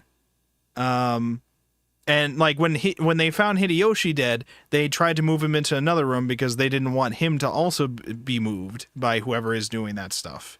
That's important because there was like concerns at first. It was like, what if they weren't actually dead, or what if these were bodies of other people that were brought on to make them think that they were dead or whatever. I believe we were told in Red later on that they were dead bodies of those specific people. I think. Yes, Virgilia said in Red after they had been moved.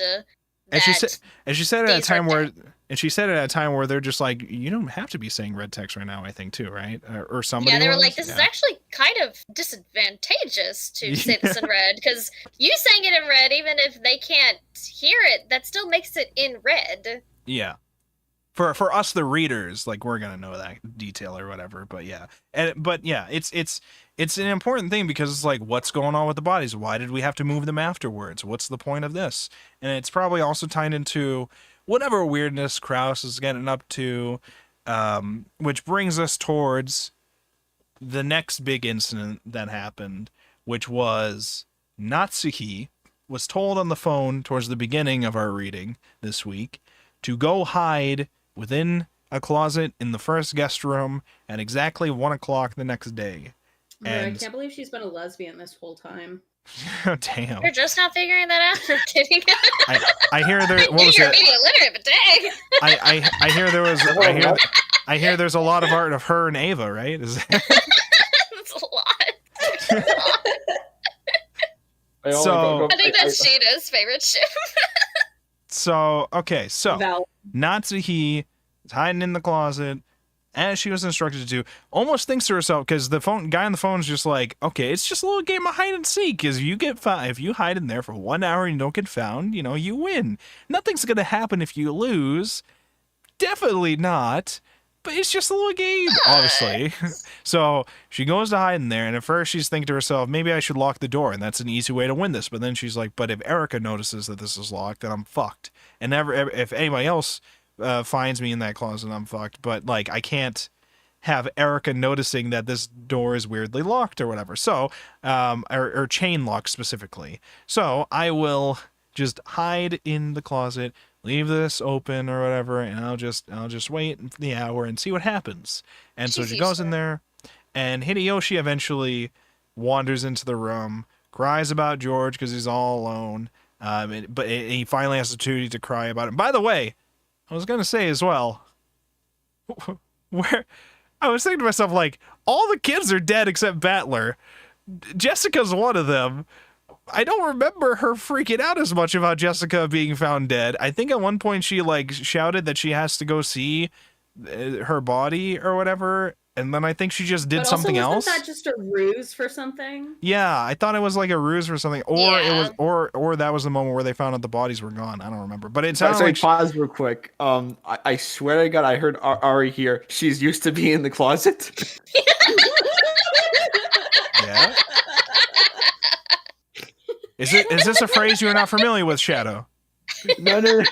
I swear to God, I heard her say that. I want to. Is know this no one you did heard hear that. me say Yes, that. you heard. That's This is the joke that we went over before. Is this a phrase you understand? Do you understand what this phrase means? Do we have to explain what the phrase means? Do we have to explain it? Yes, I do. Okay, I made a joke with Ari before.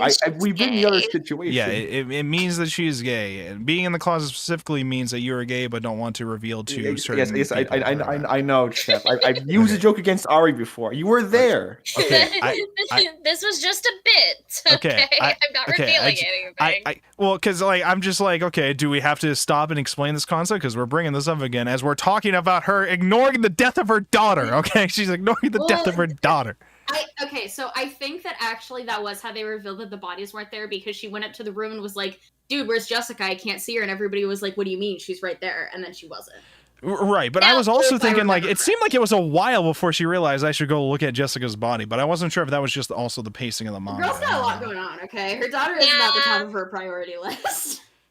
Saving the Shinomiya family is. Look, okay, as well established, not seen as in the best of the children. Because it made me think she seems unworried about the death of her daughter for a moment. So I was thinking to myself, does she just know something about what Krause is doing and she's actually perfectly alive somewhere else or whatever? Is she in on some kind of plan that we don't know about or whatever? That's what I was going through my head for a bit when I was just like, man, she hasn't worried about her daughter yet. What's going on with that? And then she's like, oh, now you want to go see Jessica. And then they find out the bodies are missing. And I'm like, okay. Whoops. So anyways, she's hiding in the closet. Hideyoshi comes in to cry. He's crying about death of his son, and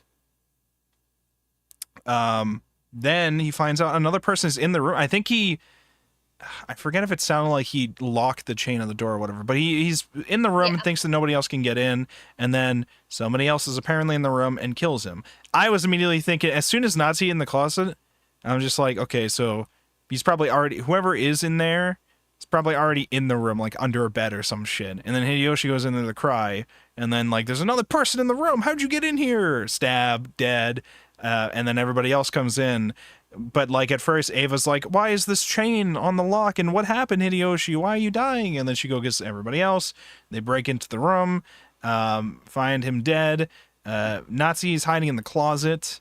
And it makes us either believe that A, she was either framed for that death, and that killer is probably under the bed, and when they go to move Hideyoshi, that's when they like sneak out or whatever.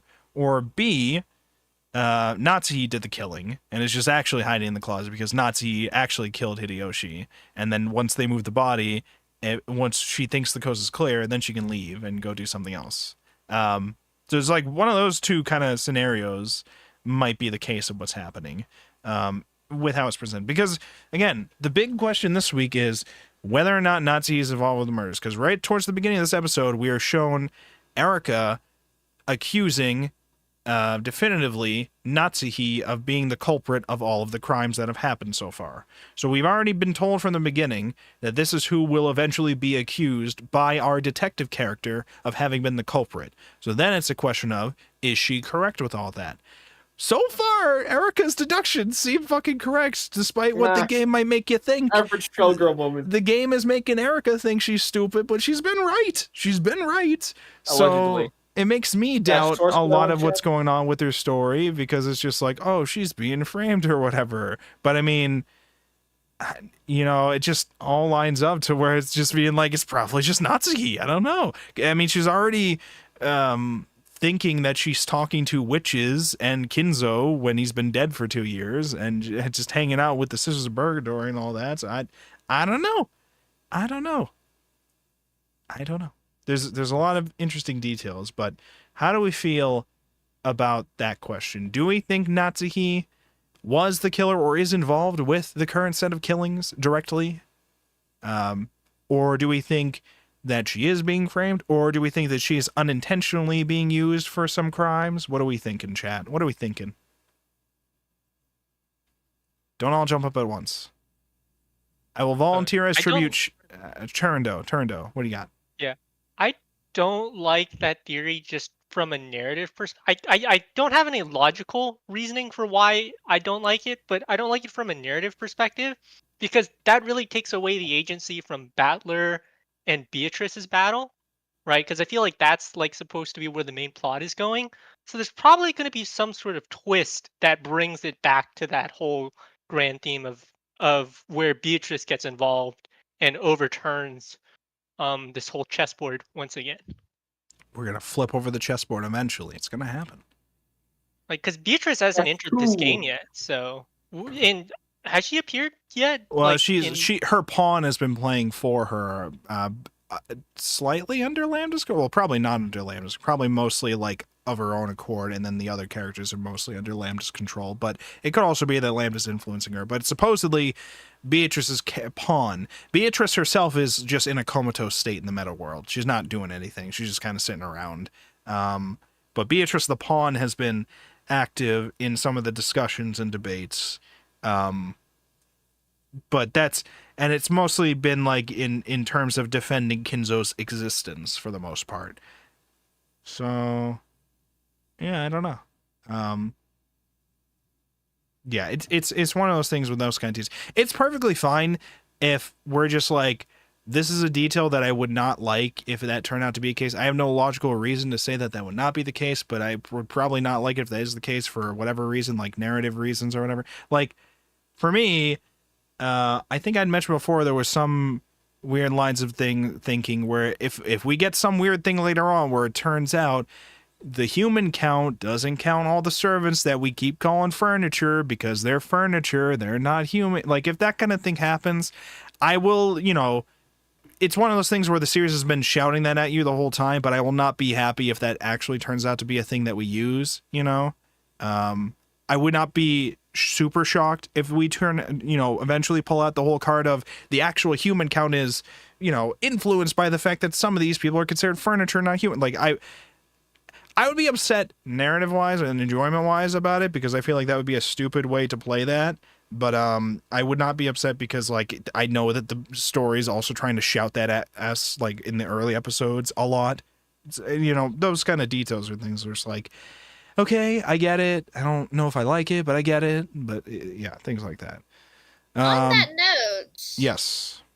Take note of who is considered furniture and who is not. I'm furniture. I'm furniture now. Because some characters that you might think are furniture aren't ever actually called furniture.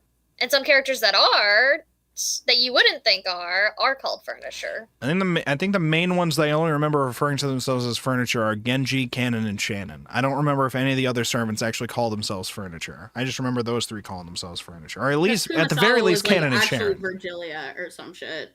At least, yeah, that was portrayed as one of the episodes as she was actually hidden away as her, which again, I didn't find it again, but I know it was there. There was a line in last week. I didn't sit down to actually look through it, but there was a line in last week's reading that said something like there's actually more to her. There may be more to her or whatever than we know.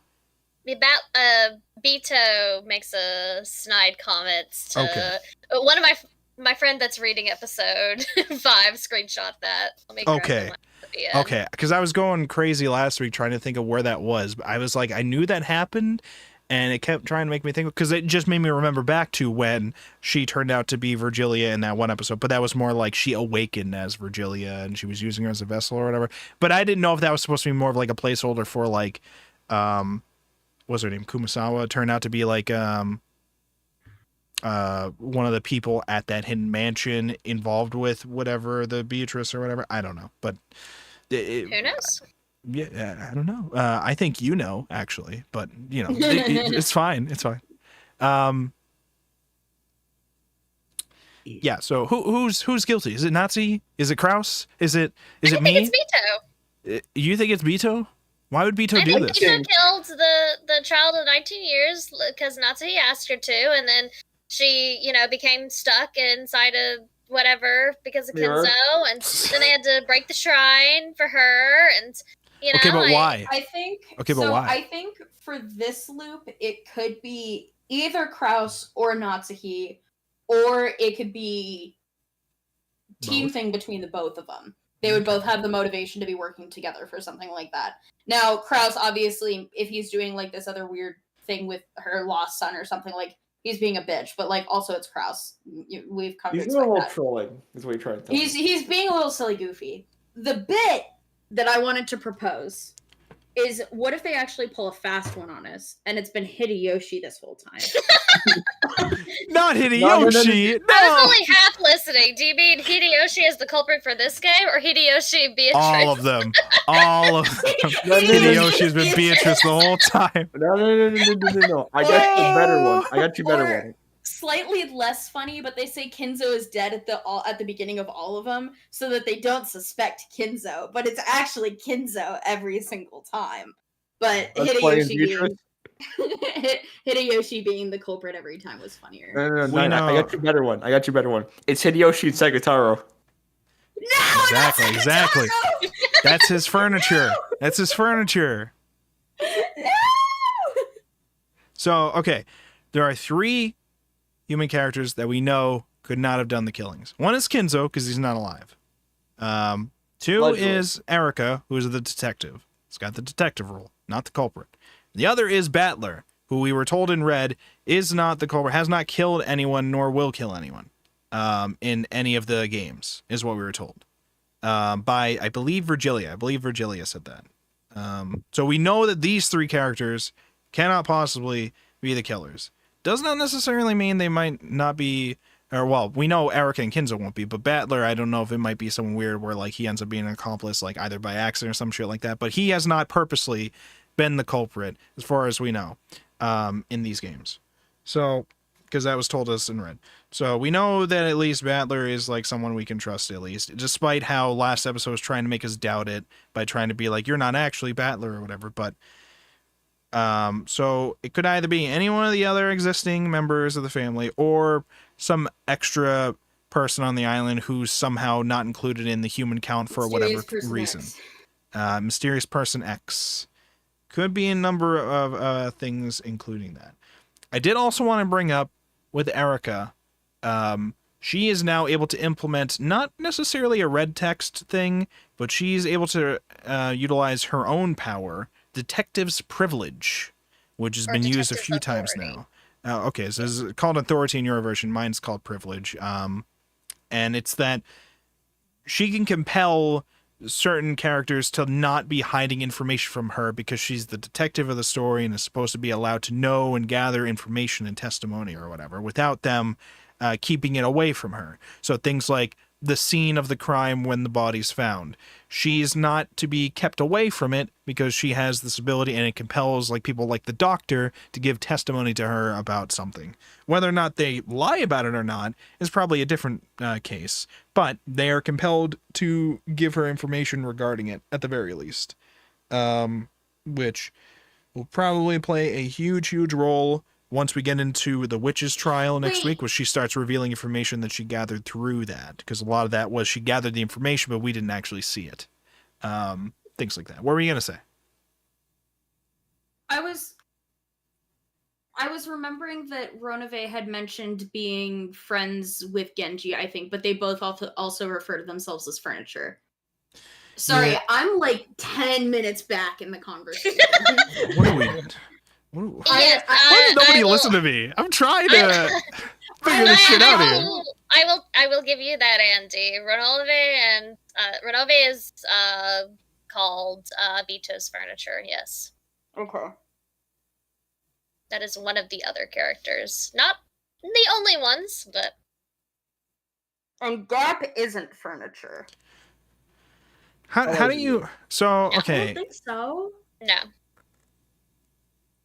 No, she isn't, or no, you're wrong. No. No, she is not. Pretty sure she is not. Wow.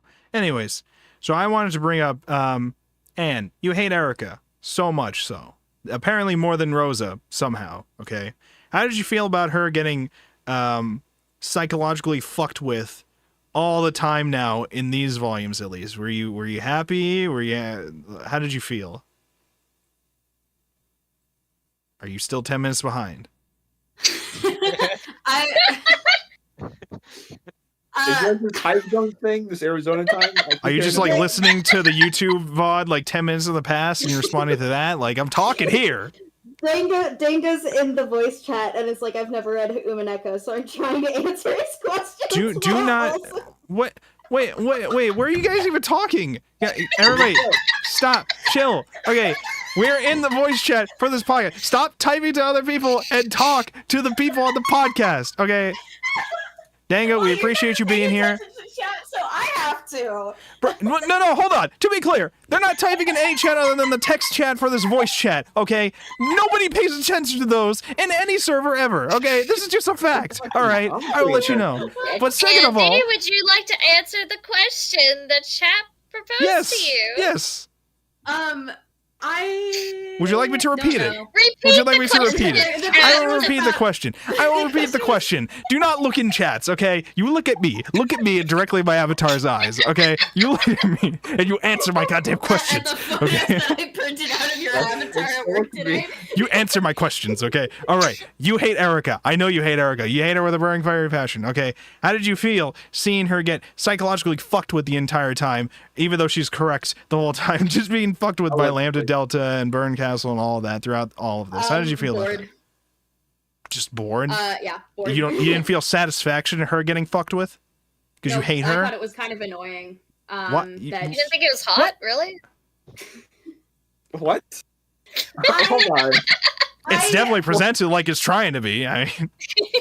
Whoa, hold on. Are we just gonna ignore the panels that happen? It looked like Lambda Delta's on top of her. I liked a lot of the arts from that shot. I think I screenshotted the one where it was the shot with like Burn showing all of her teeth when she was like looking down at Erica with like disgrace or whatever. I thought that was pretty cool in some of the other shots. I thought it looked good artistically.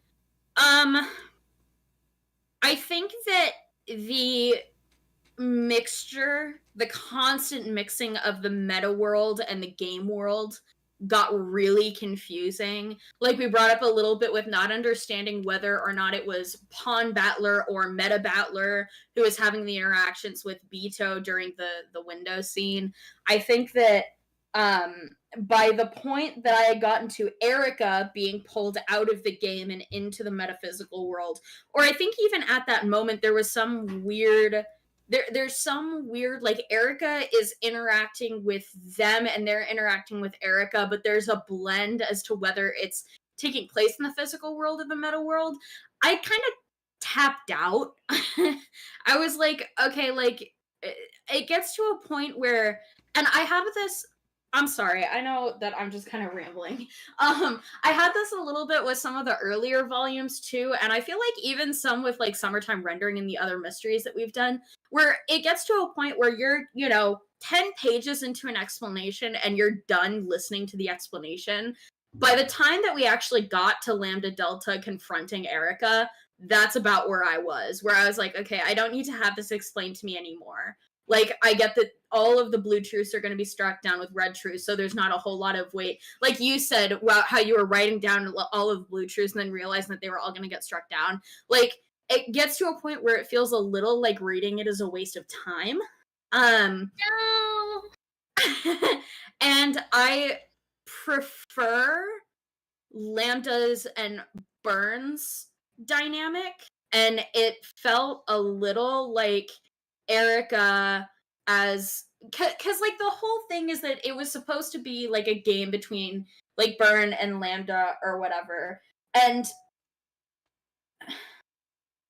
I don't know, I just felt like Erica was getting in the way a little bit. So it wasn't satisfying so much as it was like unimportant.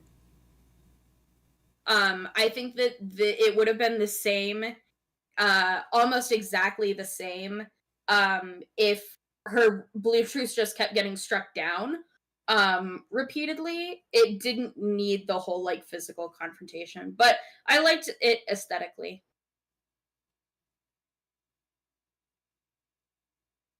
I don't know if that made any sense. No, it made sense.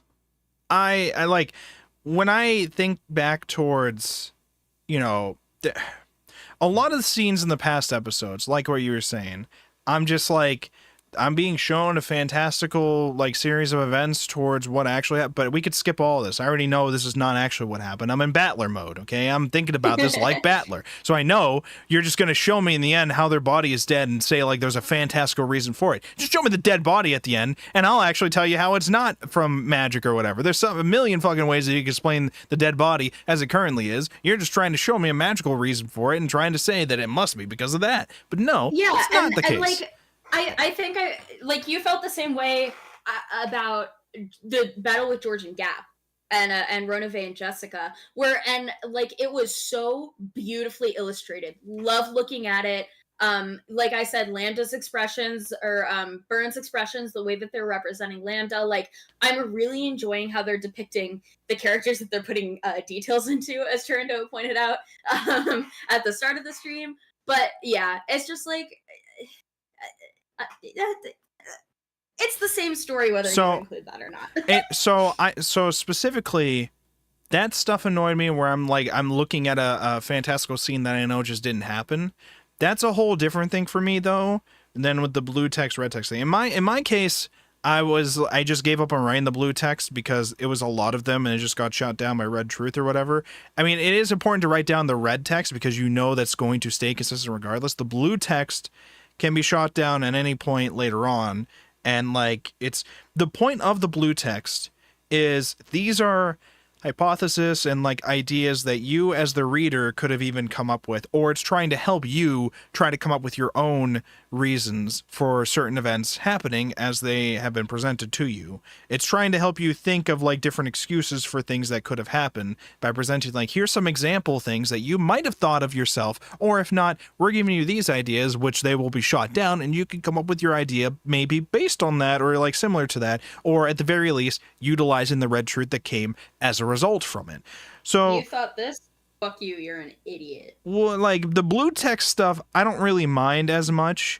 It's just I've learned not to bother writing down the blue text because really the red text is the only thing that matters. Because blue text is just theories. You can come up with a million theories or like wordings for these things, but they don't have to necessarily address all of them. They just only have to say a couple things with the red text, and then most of the time a lot of them logically fall apart as like a domino effect. So the only really important thing to keep track of is the red text. But that doesn't necessarily mean that the discussions are useless the discussions are still really good, and I still really enjoy them as like logical back and forths, because you as the reader are still trying to say like, okay, this thing might not have worked, but what if it was actually this thing instead? And then in some cases they do directly say that, so they'll be repeating an idea that you might have thought of based on that, which is refuted against or whatever. But like, there's some cases where it's trying to help keep you as the reader engaged with this back and forth about like, what if it's this answer? No, it's not this because of this detail. Okay, well, what about this thing? So that stuff is more interesting for me. When you're reading a book that switches POVs each chapter, and you inevitably get to that one chapter that's with a POV of a character that you absolutely hate, but you know that you're going to miss stuff if you don't read the chapter. That's how I feel. I want to go back to when Battler was the main character. I want to go back to when Battler was fighting. Agree. Yeah. Well, guess what next chapter is going to be? Well, because now we're at the trial. To the spotlight. But here's the thing, though. That's been the case for most of these episodes. He's usually not in the story until like the end of the episode. Like the meta battler's been arguing sometimes with some of the episodes, but he's really not been a character in most of these episodes since like the first one. The first one where he was just like, or the first or second episode probably, where the second episode he's more first introduced as a meta character. The first one he's introduced as a character like directly involved with the story, but like he's usually not the focus until towards the end when we're actually debating like what actually happened and things like that. And I mean, there's like One Punch Man. I guess, but here he keeps losing. I understand. Here it probably feels even more so to you all because this is going to take us 3 weeks to read each episode going on, whereas before it was only taking us 2 weeks to read through each episode, roughly for most of them. Because now they're all like 6 volumes long for each episode, and we're reading 2 volumes each week. The last 2, or at least the last 1, are 9 volumes. Oi. Yeah, something like that. Yeah. So like we have ways to go with this, and typically, at least from my view, Battler doesn't like really step up until like towards the end. So if you're not interested as much because Battler's not the main focus, it's usually because Battler doesn't seem like a character who needs to be the main focus until we get to a time where eventually we're probably going to be getting into Battler's background directly and whatever connection he might have towards the sin he committed years ago, and Beatrice herself or whatever, and Asumu and whoever his like mother is and all that, which my guess is it's probably not until like episode 7 or 8 or whatever when that, because that feels like that's like a conclusion kind of thing, but I don't know for sure. It feels a little like because the trope that Erica is supposed to be following is the Knox abiding detective, right? Yeah. I don't read a whole lot of mystery novels, but the 2 mysteries that I can tell you that the 3 mysteries that I can tell you that I've consumed is Agatha Christie's And Then There Were None. Really? Yes, I had to read it for class. The 2018 Murder on the Orient Express movie. Nice, I've seen that. The Butler Detective. And I think that part of the reason that Erica pisses me off is because she's supposed to be following that trope, but she is too involved. In all of the others, although they would come in and ask questions, they would very much be on the back burner. Like, not necessarily like the back burner, but they like Chap was saying, they would very much be taking the role that Battler is, where you're mostly observing and gathering information before you actually start making attacks. Erica is going at it first thing the second she gets there, and then every single confrontation that she has is throwing accusations or asking like pointed questions to try and get to the answer. And it stops feeling like a detective and more like an aggressor. And I guess, like I was saying about the frame of reference thing earlier, the frame of reference that we've been given is the detective trope, and she is not following what I would expect from the detective trope. And instead of me finding it endearing or interesting, I find it irritating. Now, first off, I'm still flabbergasted that you read And Then There Were None. Do you remember And Then There Were None?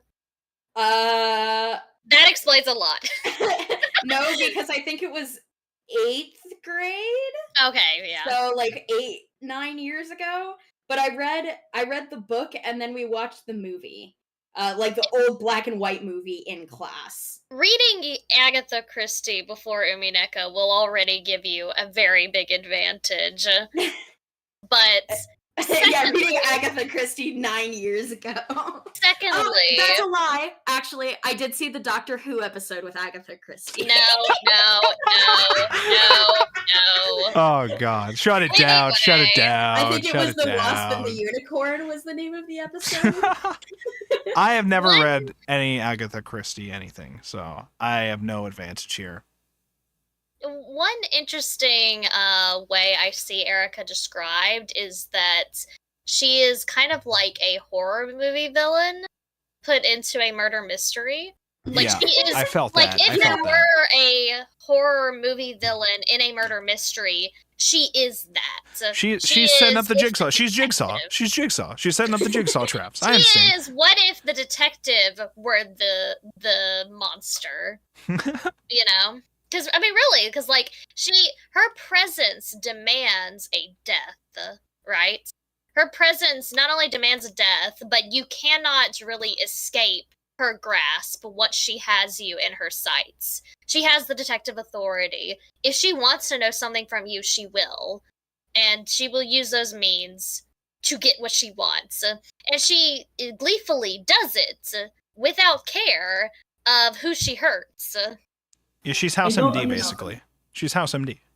Yeah, but House MD is at least funny. House MD is Sherlock. Erica's not Sherlock.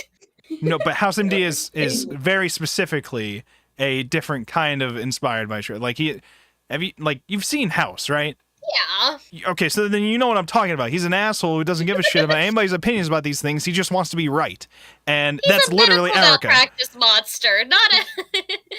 But he does all that stuff because he just wants to be right, and that's literally Erica. Erica doesn't give a fuck about these people. She just wants to be right. I think a lot of the things that you said about Erica were also things that were true about Avatris, which would explain why I similarly didn't like Avatris. Is because they demand attention and will stop at nothing to get what they want, and that doesn't make an interesting character. They don't really have motive behind just it's what I want. Like at least her motive is to get her master to praise her. Oh, so her motive is that she's a masochist? All right. No, Yes. I get Yes, it. yeah. Yes. Did you miss the panels? Did you miss the panels towards the end? Where she was like, no, please, I'll do anything, please. I think that is a boring motive, and Bito's motive for killing all of Battler's family over and over is at least more interesting. I did like her torturing the one Imperial guard. That was mean. It was funny. She kept saying, "Stand on one leg, please," and push them down. Stand on one leg, please, push them down.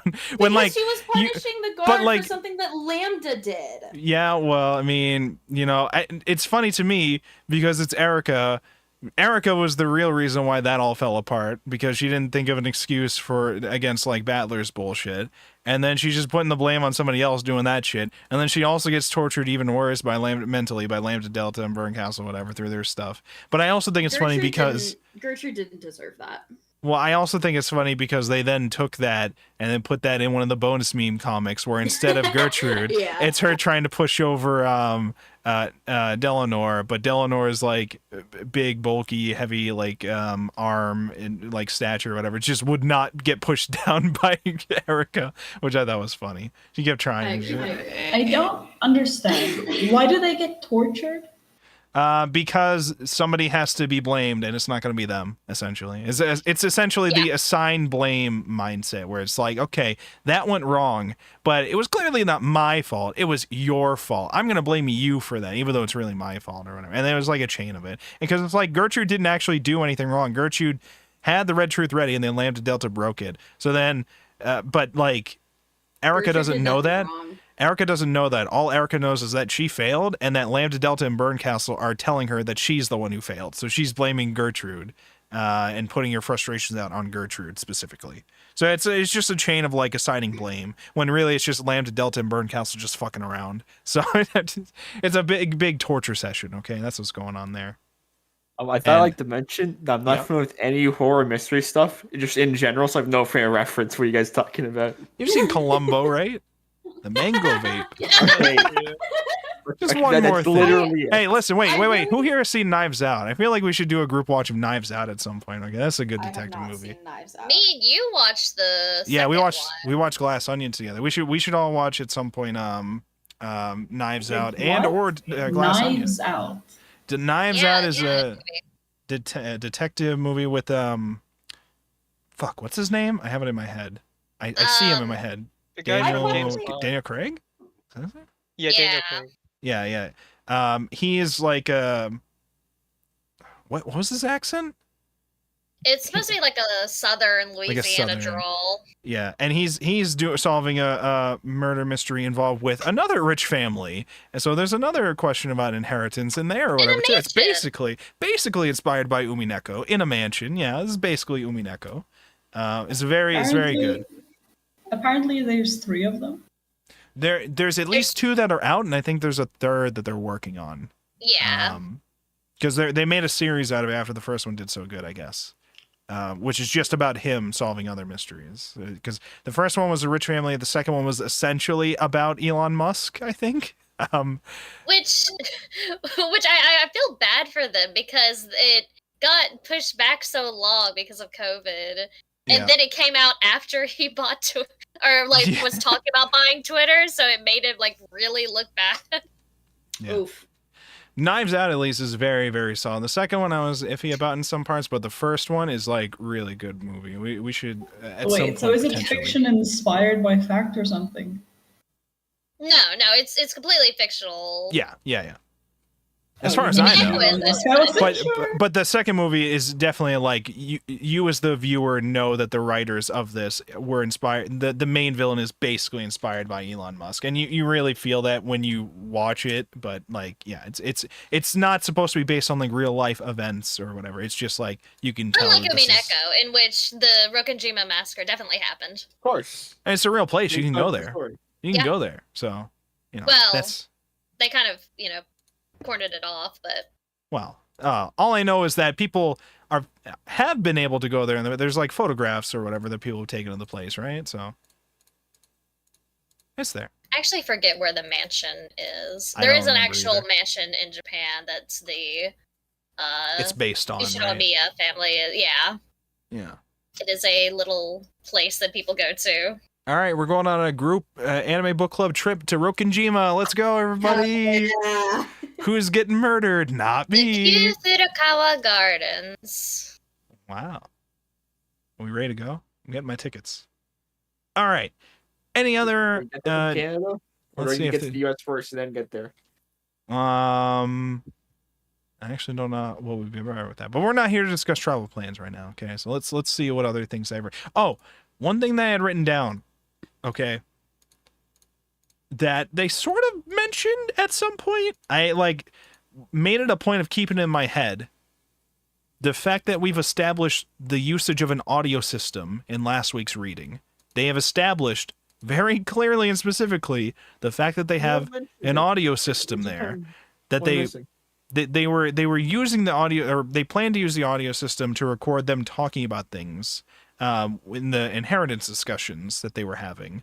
Now that Battler has found the gold and he's supposed to be in line to be the successor, which is another detail that's been mostly put on the back burner for this week because we got the murder. So we're kind of more focused on that than whether or not Battler is supposed to be running shit now. Just a bit So- more important.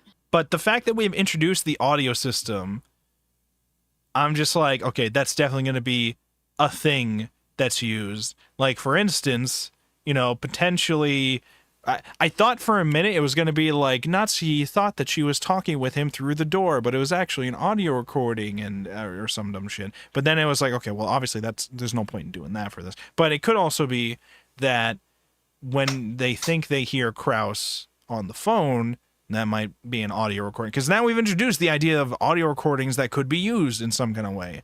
I don't know how specifically their audio system works for recordings, but they just established that there's a way for them to record audio. So I don't know how it works specifically with them, but that is a detail where we're not bringing this up if it does not come out.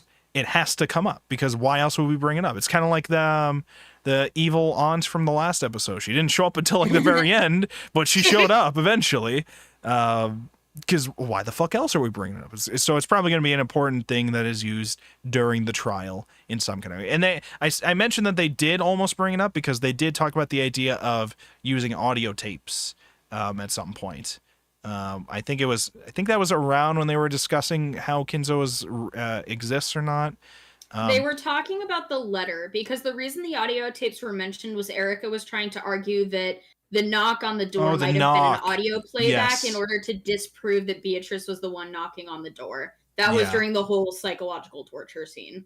Yeah, they were making that out to be a much bigger mystery than whether or not Kinzo existed. And I was just like, is this really what we're doing? I feel like the letter just being outside the door is not even a thing I would have even bothered debating about, because I'm just like, there's definitely an easy reason why, like some kind of reason that you can explain the letter just appearing there, and then we've somehow argued this into a more complicated. We've just argued this into a more complicated thing than it had to be. Because it's just like, oh, there was a letter outside the door. How did that get here? This person didn't do it. This person didn't do it. Nobody accidentally put it there.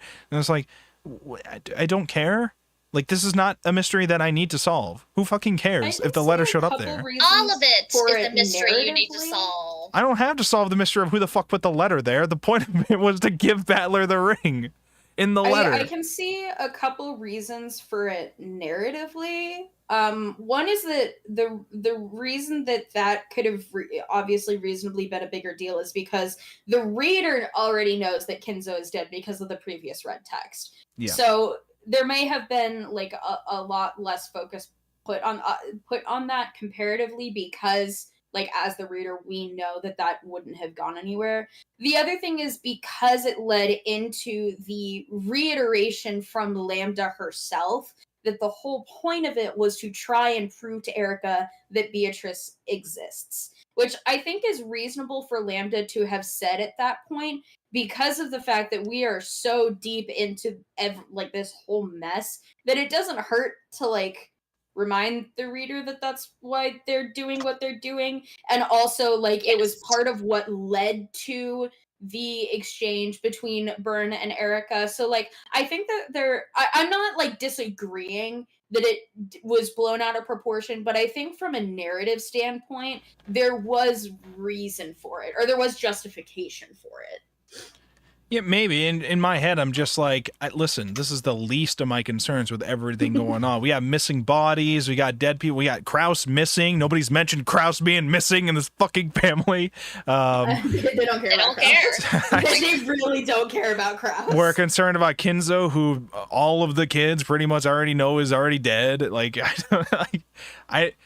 I'm just like, the letter is what we're going to focus on, because like to me maybe they didn't spend as much time on it in proportion to Kinzo, you know, but it just felt like it to me, because the whole time I'm just like, who fucking cares? This is not a mystery I give a shit about solving. It's just who could have left the letter. Who cares? The point of it was to leave the ring for fucking Battler, which the point what the point of them bringing that up so much is because Lambda is her whole part of the game board is to prove that Beto exists, you know, or at least I understand that. The illusion of the Golden Witch. Yeah, I understand that, but of all the ways to try to prove that she exists, I don't think the letter is the way to do it.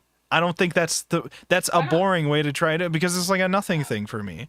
I'm just like sure, it seems difficult to come up with a way for it to have been left there, but I don't care. Like, this is not going to be the thing that makes me admit that a witch is real. This is never going to... Just an envelope shows up outside the door from a knock. Nobody else could have possibly done it. That must mean witches are real. I don't... What?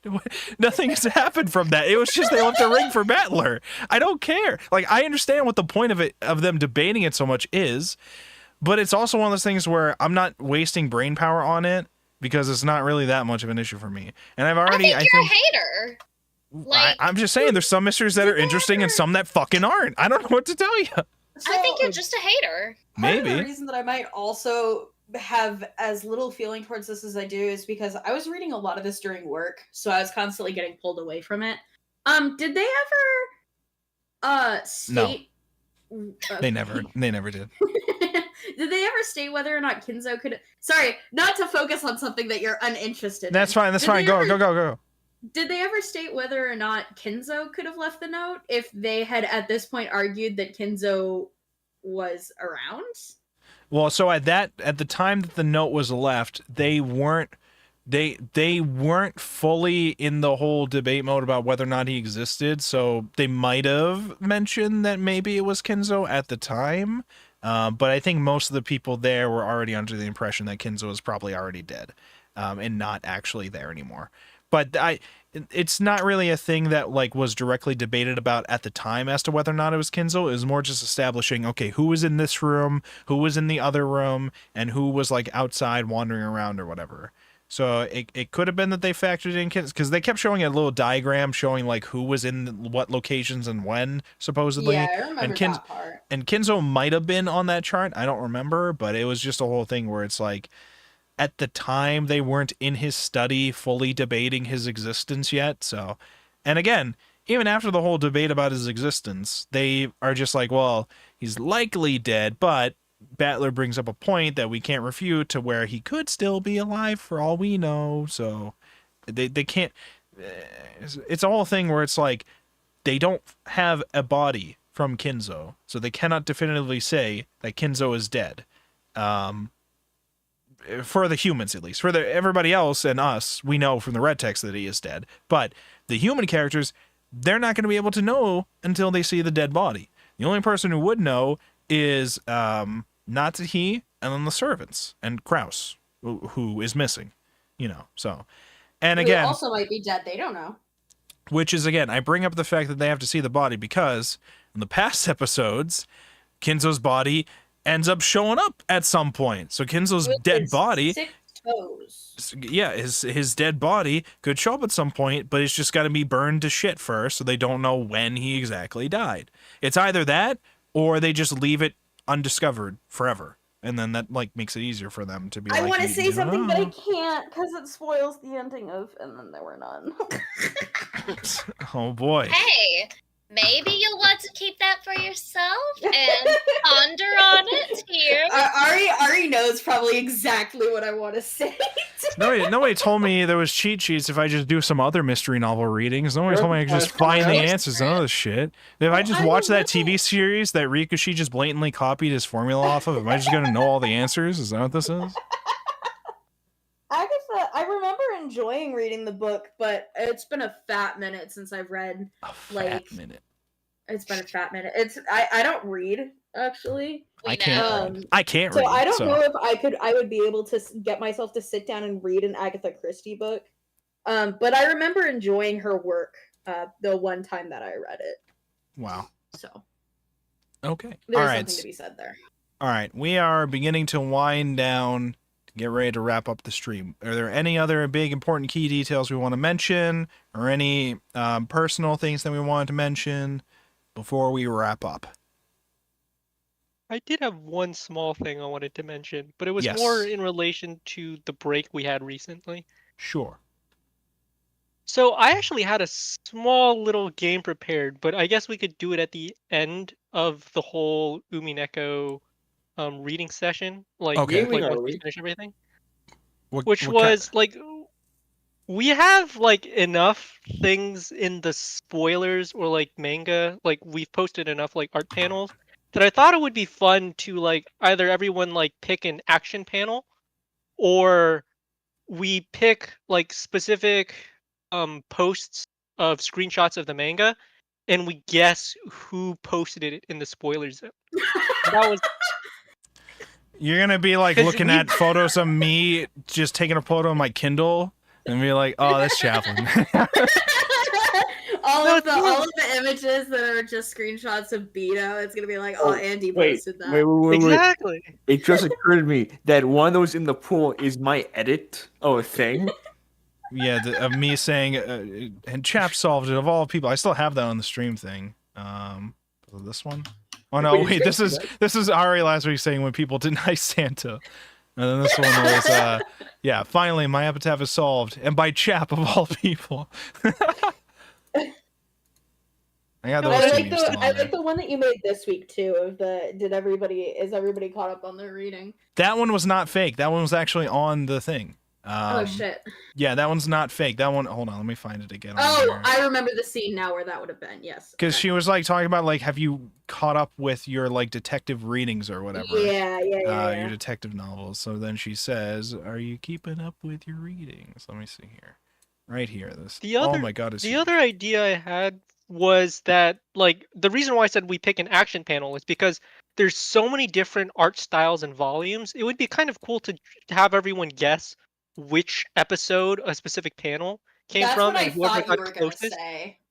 That was my initial idea, but I thought it'd be more fun to go like pick images from the spoiler zone and then just try and guess like who said that. I thought that would be more fun on a personal level. I also So- think that a little because the episode one might end up being too easy because of how distinct a lot of the art styles are, which is something that I enjoy about it. But well, the artist for some of these return later on. Like I think the first episode person returned did for the third episode episode. 3, and I think they also returned for a later episode. I think. Oh shit. Slay. The current author is Akitaka, I believe, is their name. Who I like their work. I did not mention beforehand last week's thing, but I will briefly mention. I took a look at some of their other works, and it's like slice of life, comedy, school romance stuff, which is fine. That's cool. I didn't check out like the series themselves. They just look really like cute or whatever from their covers. They've also done quite a few anthology series, one of which is a Kakegurui anthology. They were one of the artists for the Kakegurui and the Licorice Recoil anthology. They were part of that too. They also had, so Umineko looked like it was their first series that they their earliest series that they contributed towards, and then after they did the art for that, and then all their other series has been they handled story and art for it. The other series after that was their more original thing was, I think it was about yokai girls, but like it's supposed to be based on Chinese zodiacs, or no, I think it was like just names based on the Chinese zodiacs or whatever, but all the girls are like yokai related or something like that. I think one of the main cover girls like a cat girl yokai thing or whatever. The parties are back. God damn. Love cat girls. Yeah. So There's two kinds of people. So if you were interested in those kind of works, check them out. I like Akitaka's art style in certain cases. In other cases, I don't know what's going on. But, I mean, for the most part, I enjoy their work. I think. And I am interested to see how their art looks in school comedy kind of settings, or like romance comedy settings. So those might be like a lot of fun. They seem like they do have fun in the times where they do have like their comedic moments, like when we were having the whole Kraus moon tourism stuff. Like that seemed like a little fun. So check those out if you are interested. Now, is there anything else anybody else wants to bring up before we bring this week to a close? So my version had some bonus memes, not really. There's a couple bonus memes. I didn't really mention them because there wasn't too many of them actually this week. No, it's just these funny panels. I'll send them over to the spoiler zone. Are they like small enough for you to just describe, or? Of course not. Oh, you're just talking about the support panel. I'm not dragging all those on. It's just pictures of people, and it's saying real Umineko fans will always run to buy the manga. Not unless you have thousands of dollars anymore, you won't. But Literally. well, for the physical ones, you can still buy them digitally. That's how I'm reading it. I'm buying it digitally on the Amazon. You can still buy it digitally for a reasonable price for it on there. Physically, you're gonna die. But yeah, it's technically still possible. It's just very expensive. Real fans support Umineko by buying the manga simply by knowing of the manga's existence. This level of reasoning is possible for Furido Etika. It's true. It's true. I think that literally an hour after I was like, give Battler a license to kill, so that he can choke Erica out. We got I saw the bonus panel of him lifting Erica up off the floor so that they were on eye level and she couldn't breathe. And I was like, yeah, that's what I'm talking about. How That's what talk people shorter than you? You're shorter than me. Exactly. Wow. I think Dango was trying to say something. What are you trying to say, Dango? Hey, a little unrelated. I thought I've never heard of this series before, so. Oh boy, you were joined in halfway through. So. Yeah. Anyway, I thought this was extremely niche or something. Was it a super tiny community? So I was like, this probably isn't even in midday, but apparently it's extremely popular. Wow. Yeah, this is based on a legendary visual novel, or I guess sound novel, whatever you would call it. And I have magically never heard. And so it's very popular from that. And we're reading specifically the manga adaptation of it, which happened later, but it's very good. This has started releasing at Comic-Con in 2007, and it's currently now getting a stage play adaptation that's been going on for 2 years. So it's considered a classic visual novel, and even among just literature, some people consider it just classic literature. I don't know how I've never stumbled on it. It's very deep in mysteries and murder mysteries, so. And it's also one of those things where if you're not somebody who's into visual novels or even knows about visual novels, it's going to be hard for you to know that this is a thing that exists anyways. I do play visual novels, but to be fair, I only really play romance or. That's fair. You tell me this isn't a romance? I mean, at times. Well, Andy doesn't like the romance, but it's there. I stay away from mysteries, to be honest. That's fair. That's fair. I mean, the only reason we're reading this is because Aremia recommended it. True. So you can blame her True. that we're reading Umineko. Sorry, I only recommend Peak. And we get to read Black Butler next, right? Which is also definitely Whoa, a romance. whoa. Who said we were doing that next? Whoa, let's calm down now. We still have democracy as a thing, Sorry, okay? I think that it's really funny that Stop the count. my next suggestion is yet another murder drama, and you keep wanting us to do cute romancy slice of I'm life. just we keep doing the serious dark shit. I just want to read New Game. Or I want a comedy Cute romance. little comedy parts in this, huh? They're fun, but most of this is just 80 fucking volumes of murder, suffering and torture, and I just want to read cute little romance about you girls. Is that so much to ask? Yeah, that's why I stay away from Say that isn't what anything Umineko else. is. Huh?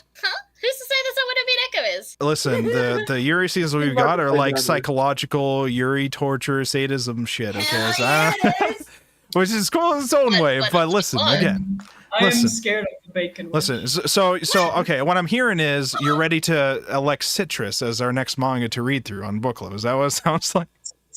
We're getting some toxic Yuri. We're getting some toxic Yuri. Is that what's going on? You see Burn and Lambda, and you have the audacity to call Citrus toxic Yuri. How dare you? I mean, when people talk about toxic Yuri manga, that's the big series that comes to my head, at least at first. I thought it was just incest. You already have the toxic Yuri. It's called Burn and Lambda. So is Citrus the next one? No. So typically every time we wrap up a series, we have everybody who's a part of the book club give suggestions, then we put it to a vote, and whatever gets the most votes after one or potentially 2 or more rounds is what we end up reading for the next few weeks, or I say few, or months. Years. In the case of Umineko, we had only said we were going to read half at first, but then once you get through that, it's okay, well, that was the setting up the mystery. Now you need the actual answers for it. So Ari was like, hey, I'll only suggest 4 episodes. They'll agree to that, but then I know they'll have to agree to the next 4. It's going to be 6 months of Umineko and me spamming the Beatrice laugh and nothing else. It's been 6 months? It's essentially going to be 6 months towards the end, I think, because we're going to be wrapping up the end of November, according to my schedule. I think we started. Either the last one or the second to last one is Thanksgiving. Yeah, we started at the beginning of July, and we're going to be ending this at the end of November. So it's going to be about 6 months, which is what I warned you guys at the start before the series. I was saying, like, maybe we should have a little break series in between that, so we're not saying 6 months in a row. It's only 4 months. Calm down. So from the 7th month to the 12th month, you think that's 4 months? It started July, right? August, September. And it's going to go until basically December. Okay, start of December. That's still 4 months. Okay. 5 months. Follow me here. 12 minus 7 is what? 5. See, 9 is bad at math, so it's all 4 months. Anyway, who needs other toxic Yuri when you have Bird and Lambda, huh? Can you read I Am a Hero? Okay, we're not here to vote on the next series here. We're here to wrap up this week so that we can all fucking leave and I can go back to playing Master Duel, okay? Am I allowed to do this, okay? No. All right, listen. Yu-Gi-Oh! No. Listen, does anybody have anything else that they want to bring up before we wrap it up? There's Maria being a little silly goofy at the end. Yeah, she's also dead, though. Good for her. I like another moment where I really like the artist was whichever scene where they were talking about the fairy placing candy in the pocket and like the little candy rain that they put Maria in. I really liked that. I thought that was cute. That was nice. All right. Sounds like we worked everything out of our systems, all the memes, all the questions, all the confusions. So thank you so much, everybody, for coming to another exciting week of the Anime Book Club discussing Umineko as we continue through episode 5, End of the Golden Witch. What will happen during the witch's illusionary trial, whatever it was called? What's going to happen during the trials that are going to be happening next week as we conclude episode 5? Was the culprit Natsuhi? Was it Kraus? Was it me? Did I do it? I think I did it, actually. I think I was the killer. Sounds about right. How much more Yuri between Lambda Delta and Burn Castle can we get? Probably a lot. Probably a lot. I hope so. How many more deaths will we get? What will happen? Is Kinzo real? Is Beatrice real? Who is Beatrice? Will Beatrice stop being comatose and rejoin the game? Will Battler get smart at some point? What are you talking No? about? Okay. Yeah, that's true. That's true. I'll say it in red. No. Will he ever eat when he's in control of his character? His pawn is capable of eating, so that's why he's eating. that. But he's not choosing to eat. So I mean, Red truth, never. find out next week on Anime Book Club. Thank you so much, everybody, for coming around. Make sure, if you are watching this on any of these platforms, follow, subscribe, like, whatever. We're live every week on Thursday nights and starting at 9 o'clock Eastern time. Give me money if you can, okay? Don't lose your mind over it, but if you can, we'd love the support, either by subscribing on Twitch, becoming a member on YouTube. I think I have a Patreon. You're not going to get any special content from it, but it's there to throw money at if you want it. We're live. We're live. I will not post feed pics. I did not promise this. Okay, God damn it. Listen, you're not supposed to be leaking the Patreon content, okay? That's bullshit. No, that's for the what are the other ones? The Subscribe Star. Yeah, we'll put that on the Subscribe Star or whatever. Anyways, we are live every week on YouTube, Twitch, and Kick all at the same time. If you miss the streams while they're live, the VOD will always be available on YouTube. So you can find all this information up by going to wolfborg.com or youtube.wolfborg.com, twitch.wolfborg.com, kick.wolfborg.com, whatever. And if you're somebody who wants to get in on the discussions or just wants to see whatever we're rambling about in the text chats, you can join discord.wolfborg.com to join my Discord server and see what all the book club memes are about. And if you want to be jumping in on either this series or future series, you can also do that as well. Thank you so much, everybody, for all your contributions, for showing up this week. And we are all set and ready to wrap it up. Say goodbye to the stream, everybody. Bye, Bye, stream. stream. Bye, stream.